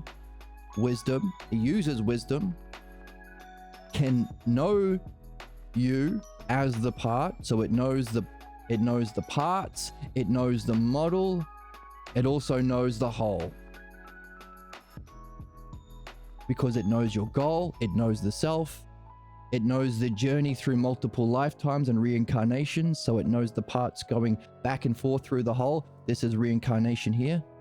We all experience the brilliant light of being when we die. You don't have to do much research into near-death experiences to recognize that. Also, it's in the book we're reading, so we follow it, keep it as a question and a hypothesis, but now we're nailing it down to understanding. Therefore, we can look at our dream maker as the definition or ultimate model of self. And also, because it is the ultimate model, it uses the whole, it uses the parts, let's use the bread. It uses the whole and its knowing of the whole. It uses the parts. It gives various levels of insight and enlightenment experiences here. It gives stories or mythology hear about your problems, and it also helps you hear as well and gives you states of being, of knowingness of self. That's even harder to see because it's got no qualities, meaning you've got to do some training to be ready for it and acknowledge it.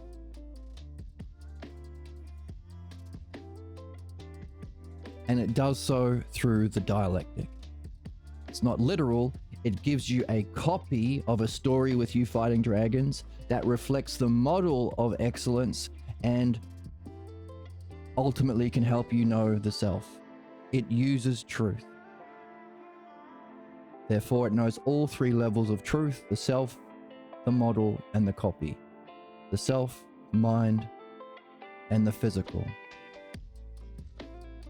The pure whole, the whole of all parts, and the parts divorced from the whole.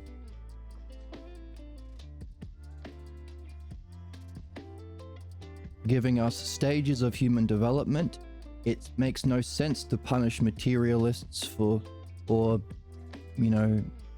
people who say there is no whole, it's all phooey, let's just let the fascists take over, the establishment Dems. Makes no sense to punish the fascists and something, anything like that, because they are simply part of the stages of reality, the stages of evolution, the cognitive functions within reality. Just as your dreams may give you a nightmare to say, hey, wake up, pay attention. We don't allow them to we don't allow babies to have the guns, but we don't punish them. All that teaches you is to avoid getting punishment, i.e. Donald Trump's second term, i.e. Putin's never leaving power, i.e. Netanyahu's never leaving power. Because what happens if he gets caught? Punishment. We don't want them to be in charge and hold on to power. We want them to learn what they have never ever learnt in their life because they haven't had the conditions for it. And what we can do is say we don't have to wait until society becomes just and have institutions around this, because we all have dreams. Every one of us can do dream analysis. You don't need to subscribe. You don't need to pay a subscription to some big fucking corporation. McDonald's can't steal the patent.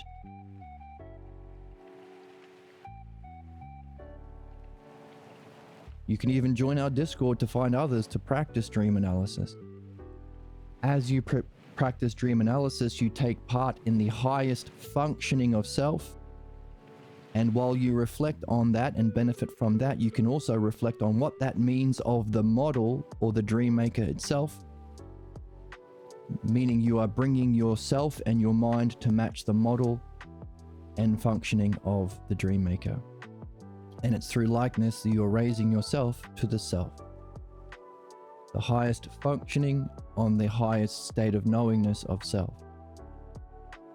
That's why Socrates' great contribution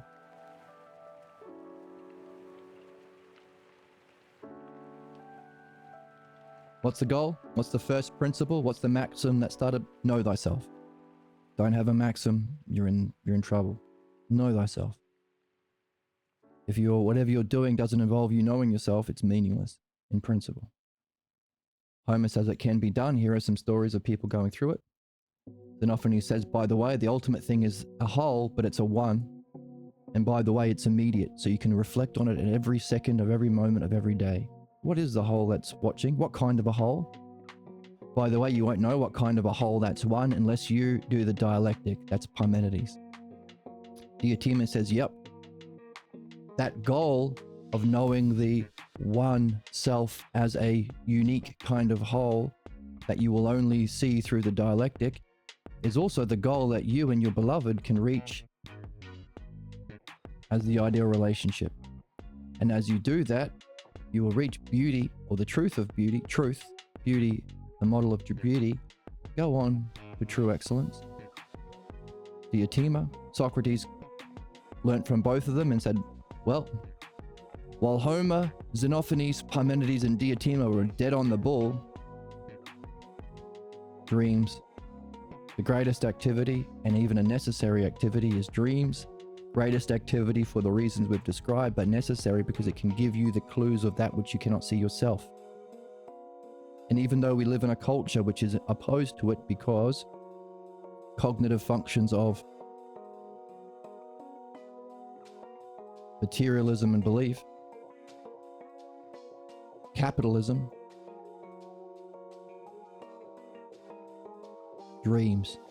You always have dreams. So, Socrates says, do dreams. We killed Socrates and then we lost it. Pierre Grimes came along, 1924 to 2024, war hero against the Nazis, rediscovered philosophical midwifery to remove his false beliefs and negative functions, freed him up from his beliefs to be able to read philosophy properly, get philosophy back, saw in philosophy Socrates saying dreams are of most significance, brought back dream analysis, and did the final thing, the dialectic applied to truth philosophy, removing the false midwifery, dream analysis, and the dialectic shared in stories, mythology. And that's the book we're reading. So that's the lineage we're in. That's where we are within the history of thought, academia, because after Socrates, Plato was his student, 380 BC. He started the first universities in the West. Now he lost dream analysis and midwifery, causing him not to solve Aristotle's problem. That's where we get the history of materialism. But Aristotle was kicked out of the academy. After that, we have Plotinus, Proclus, and Damascus, who improved. Damascus even remembering that dreams are important. Again, without midwifery, he couldn't integrate it. Emperor Justinian killed all the philosophers, shut down the academy, and began belief only, or will kill you, the Dark Ages. So that's our history. So we are in the tradition of Aristotle and Emperor Justinian. But what we are doing now is through Pierre Grimes, we are going back to where we left it with Socrates. And Socrates' big point was dreams. Now, by doing what the book and what Socrates and what Pierre Grimes has left us to do, it's you. Now it's you. You can say, Homer, you are now in a tradition of from know thyself as the axiom to Homer. Let's write that, know thyself up fully.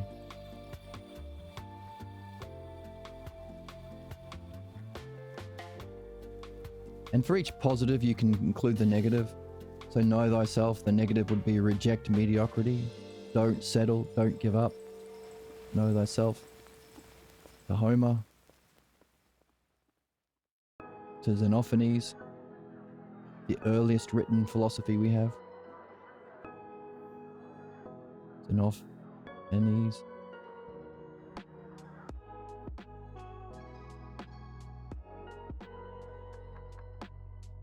To Parmenides and Diotima of Mantinea. To Socrates. Actually, let's make another line underneath.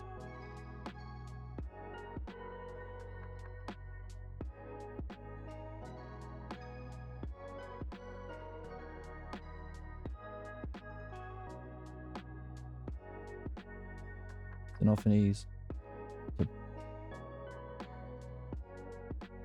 to Parmenides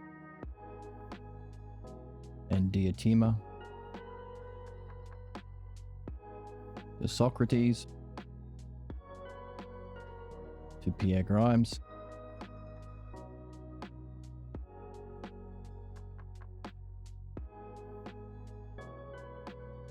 to you. That's where you are. That's where we are. That's where the text sits. So we can even say it's through the text from Pierre Grimes to the text we're reading. Soc and Jesus, a dialogue in heaven.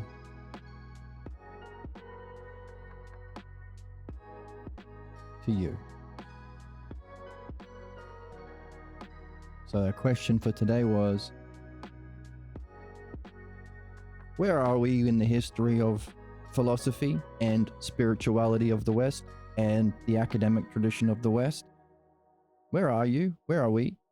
And where is our book? Here's the answer. So let's say around 800 BC here. There's our lineage. That's where we are. That's the significance of understanding our dream maker and participating in dream analysis. We can do all of it. And understanding the dream maker is our definition of what our goal is. A goal that's achievable, says Homer, and Xenophanes and Parmenides and Socrates. So long as we, as dream analysis says, as Socrates says, do dream analysis. So, in using the text, here is the text within the lineage of Western spiritual thought and philosophy. And we can see where we are in the text, the significance of dreams. We can see how dreams can fill in all of the things we can do and allow us to move through our own psychic development. We can keep an eye on the model of psychic development here as we go through it. How do we remove our problems? Either the model that causes our false beliefs of the self, that cause our functions, understand our problems here, understand the model here. Dream analysis will show us. So long as we're also reading the text, you got to have your nose in a text too. It's a principle. It can help us to perfect our understanding of the dialectic as we go.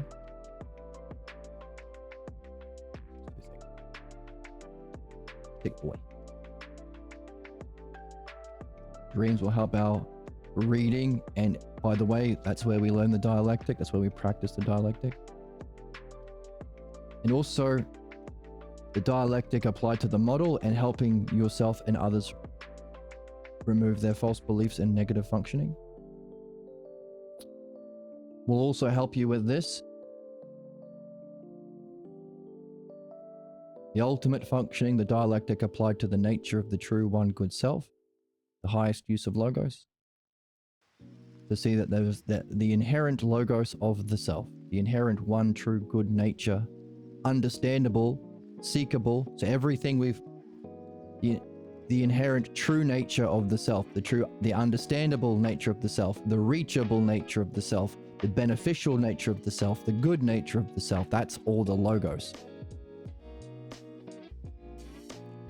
So we can go through each stage and perfect our goodness and purify our badness, while also studying our dream maker to see it is itself a model of that which we are seeking in Know Thyself,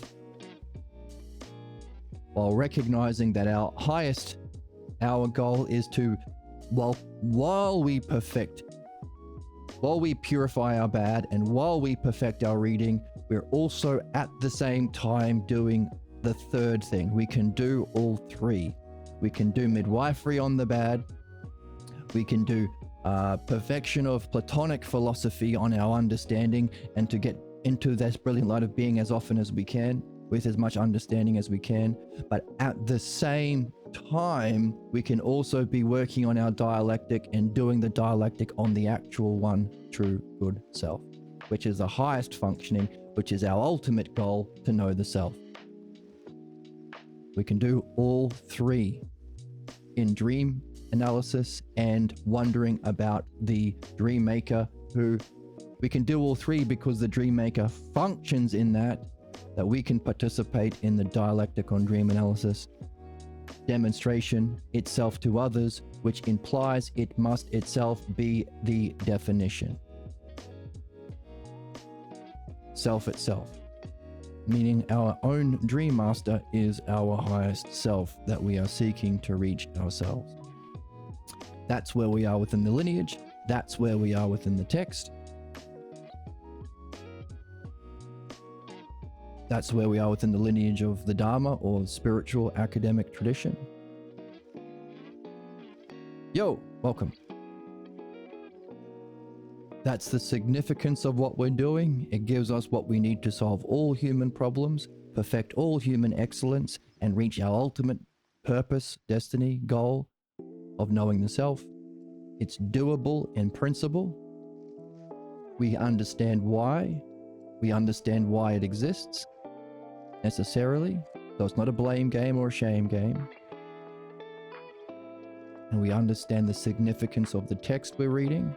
It's why we're almost 80 episodes in on this book, and we've stopped doing every other book because this book bangs. We understand why this book bangs so fucking hard. We understand where we are, we understand where the text is, we understand the significance of dream analysis, and we can take all these questions, including what is the highest functioning of the logos that allows us to directly apprehend the Usia model of the self, the unique kind of Usia that doesn't have any parts. How do we know the self? How do we use the logos to know the self?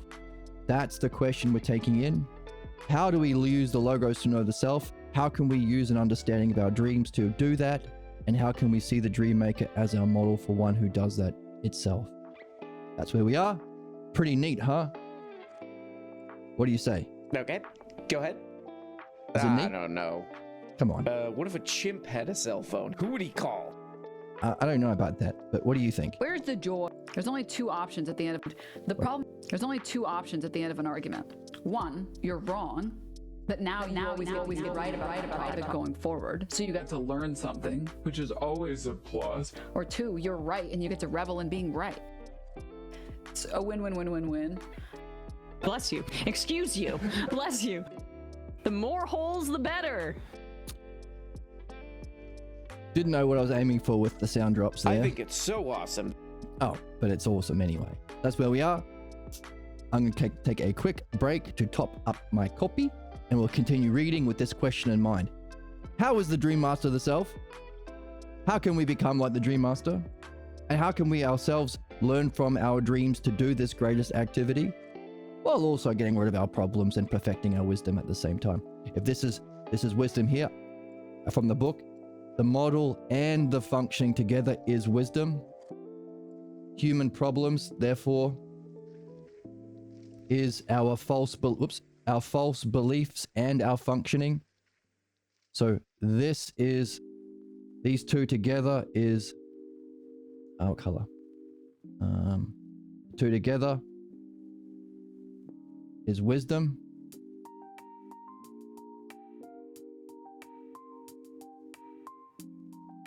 Ignorance is this. Human ignorance, the cause of human problems and suffering. Ignorance is here. Remember, we don't have ignorance. We don't have to ever punish, because there's no ignorance that is more powerful than wisdom. And the self is here. So, remove our ignorance, perfect our wisdom to ultimately know the self. Not just know the self, but function most ideally, or know and show the authentic, pure, true, good one self. You can do all three. Keep that as a question as we read. Oh my goodness, isn't this fun? The problem is that you can't reason someone out of position. That one's perfect and exactly the case. If you don't I know, thought now so. you know. Don't know, now you know. Let's move on.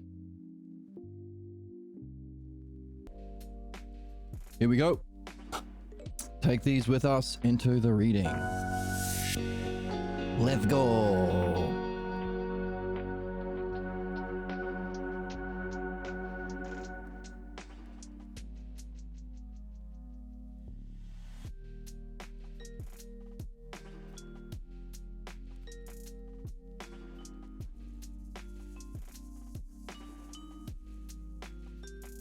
Okay.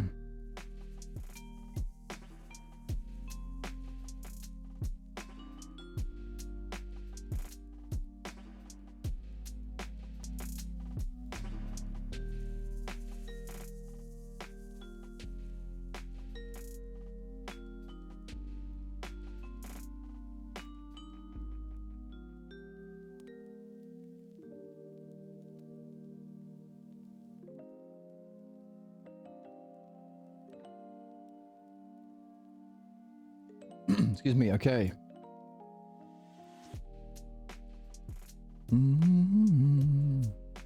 What is the one that doesn't have parts? And how can we use our reasoning to reflect upon it in a way that can allow us to know the self? What a weird question this book has given us. Oh. I gotta light my smelly stick. Oh. Magical.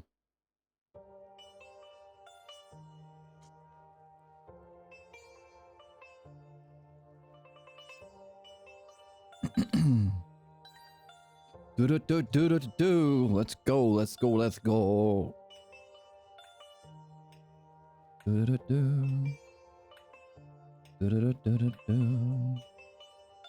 My goodness, we've read so much. We're so wise. Oh my god, so wise. Look how wise we are. You can tell how wise we are because of the colorfulness. Here we go.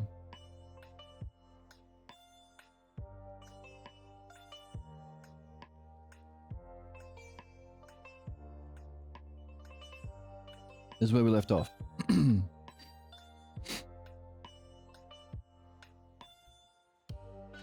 Let's jump in here. Socrates. Hello, Azure. How are you going? Socrates. First, we shall agree there is something in human beings that not only has life, but that ponders and reflects and is aware of itself. I ask that because since it has those ways of being, it can do what it does and achieve what it can. What we have seen as it has a self-awareness or ousia or model or knowingness and an activity in each of those three levels that we want to do our best to perfect or purify. Remember?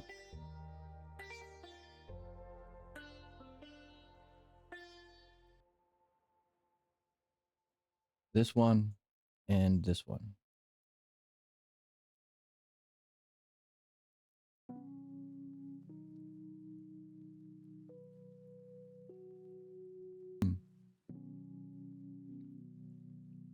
Sure thing, says Jesus.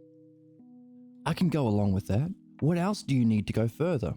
Well, it allows us to say that within man there is something that can revert upon itself. From that an activity can emerge, or simply the mark of being a living person is to have this power of reversion upon yourself or the model, as well as the ability to act. A more philosophical way of saying this is that the distinctive mark of the soul of man is what the Greeks call ousia, a substance and activity. Now, we have been calling the activity logos and the paradigm ousia. But you could say, well, actually the dialectic is a self-reflection, so it is ousia as well. Logos is just... And you can say you can't really know yourself unless there is a knowability nature of yourself. You can't, even if it's a oneness and not a part through understanding, you can't turn around and recognize yourself unless there is a capacity for recognition in reality, and then the capacity for recognition within yourself, and that the activity being that of intelligible recognition. In other words, the logos is innate to ousia. There's an intelligibility in the model or the being, and the dialectic is that intelligibility of ousia played out through time. So really logos and ousia together. But that's what we've been seeing in all of these things. We've seen that all of these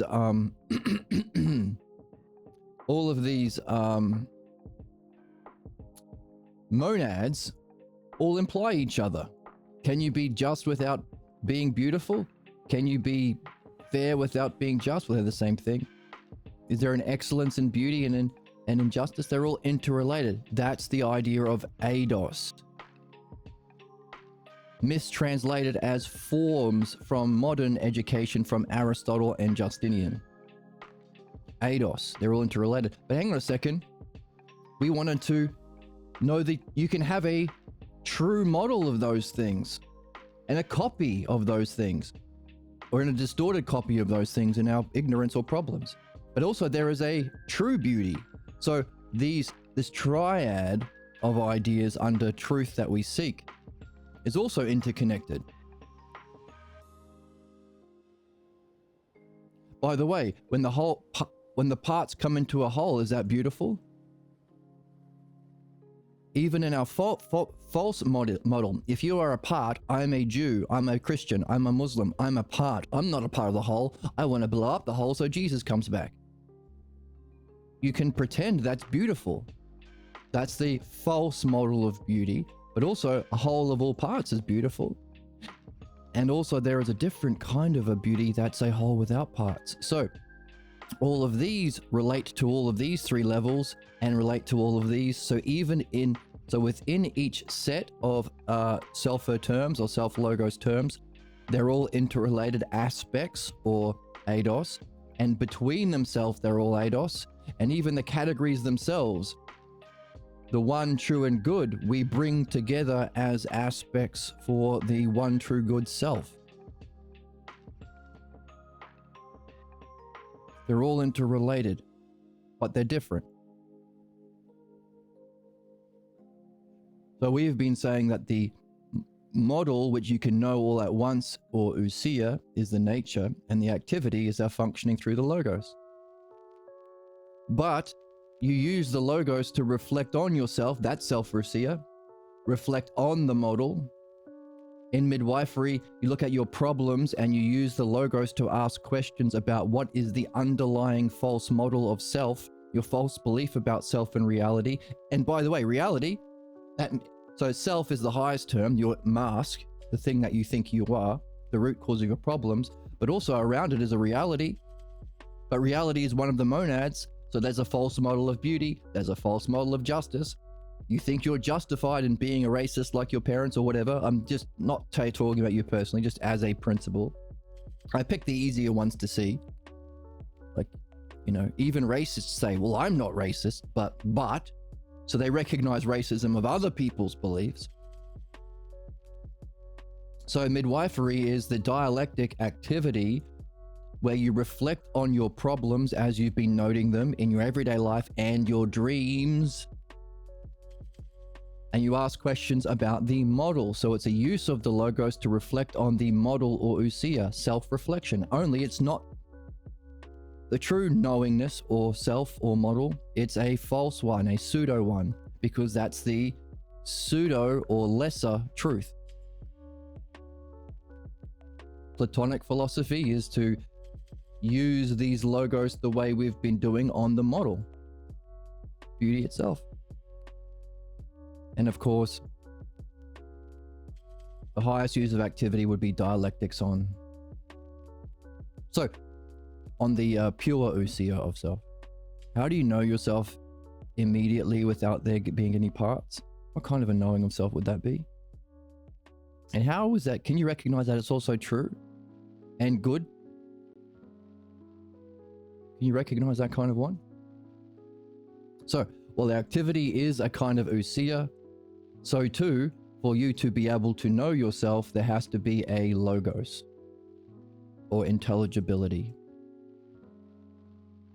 for you to join and recognize at the same time. So, while they're interrelated, here Socrates is saying in the book, we can use the Greeks refer to both the model and the activity, or the substance and the activity, as ousia, but we're distinguishing them because we're awesome, right? I'm too pure. I thought so. Oh, that's what, okay. Let me just fix something. Oh no, that's fine. No, that's fine. Socrates. the Greeks called ousia, the substance and activity. Again, we should say that this idea of activity must include an activity that manifests the fullest flowering of human spirit or soul. The highest dialectic. Now we have to see these two ideas in the study of dreams.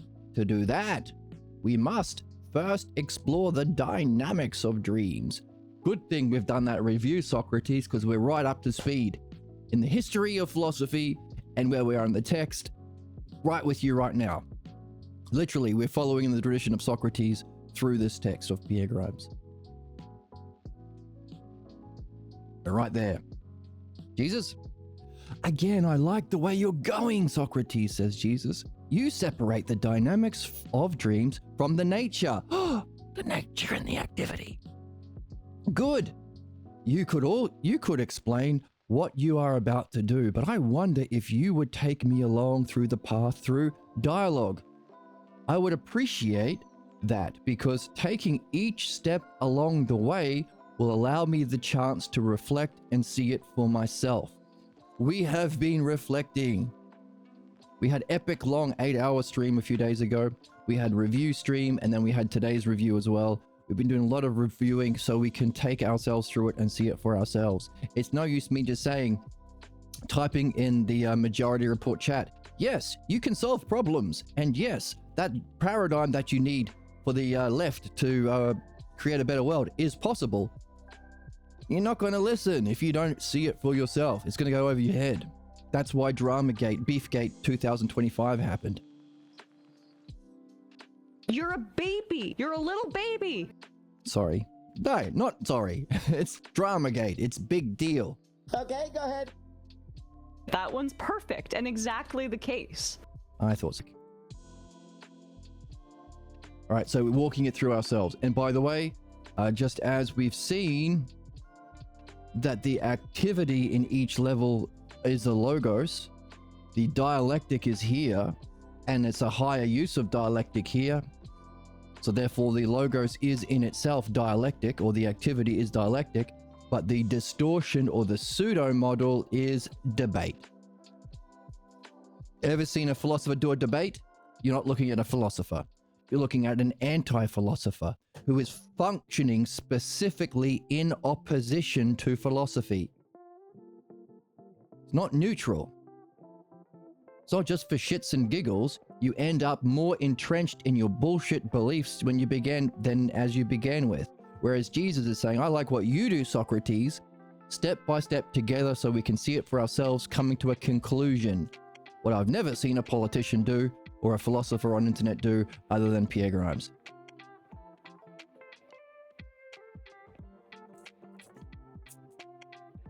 That's not true. I've seen some streamers who don't recognize that they are philosophers yet, and they're able to very entertainingly and charmingly and beautifully reason people through arguments step by step. Yeah, they just don't recognize how great they are yet, but they will as soon as I become the most popular channel on Twitch. That's my goal. Dead-eyed, and I don't use this kind of terminology lightly, dimwits. All the dimwits will watch me. Hey man, wouldn't some kind of future where people have all their whatever basic needs met of shelter, all this crap, and they could do whatever the hell they want, wouldn't that be good? No, it wouldn't. It would, and that's why I'm going to be that's what we can do with this channel. Thank you very much. Imagine people changing their Their positions and improving for the better. Imagine, better. RM. Don't have to imagine, just make my stream blow up. Get all the views. Brain rot escalates. No. I don't know. Yeah. I'm going to get you. I'm going to find you, and I'm going to get you. talking about a bunch of slop. Sorry, that's true. All right.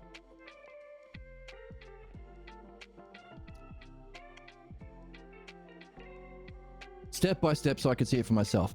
If so, could you say something about your use of the idea of dreams having a nature?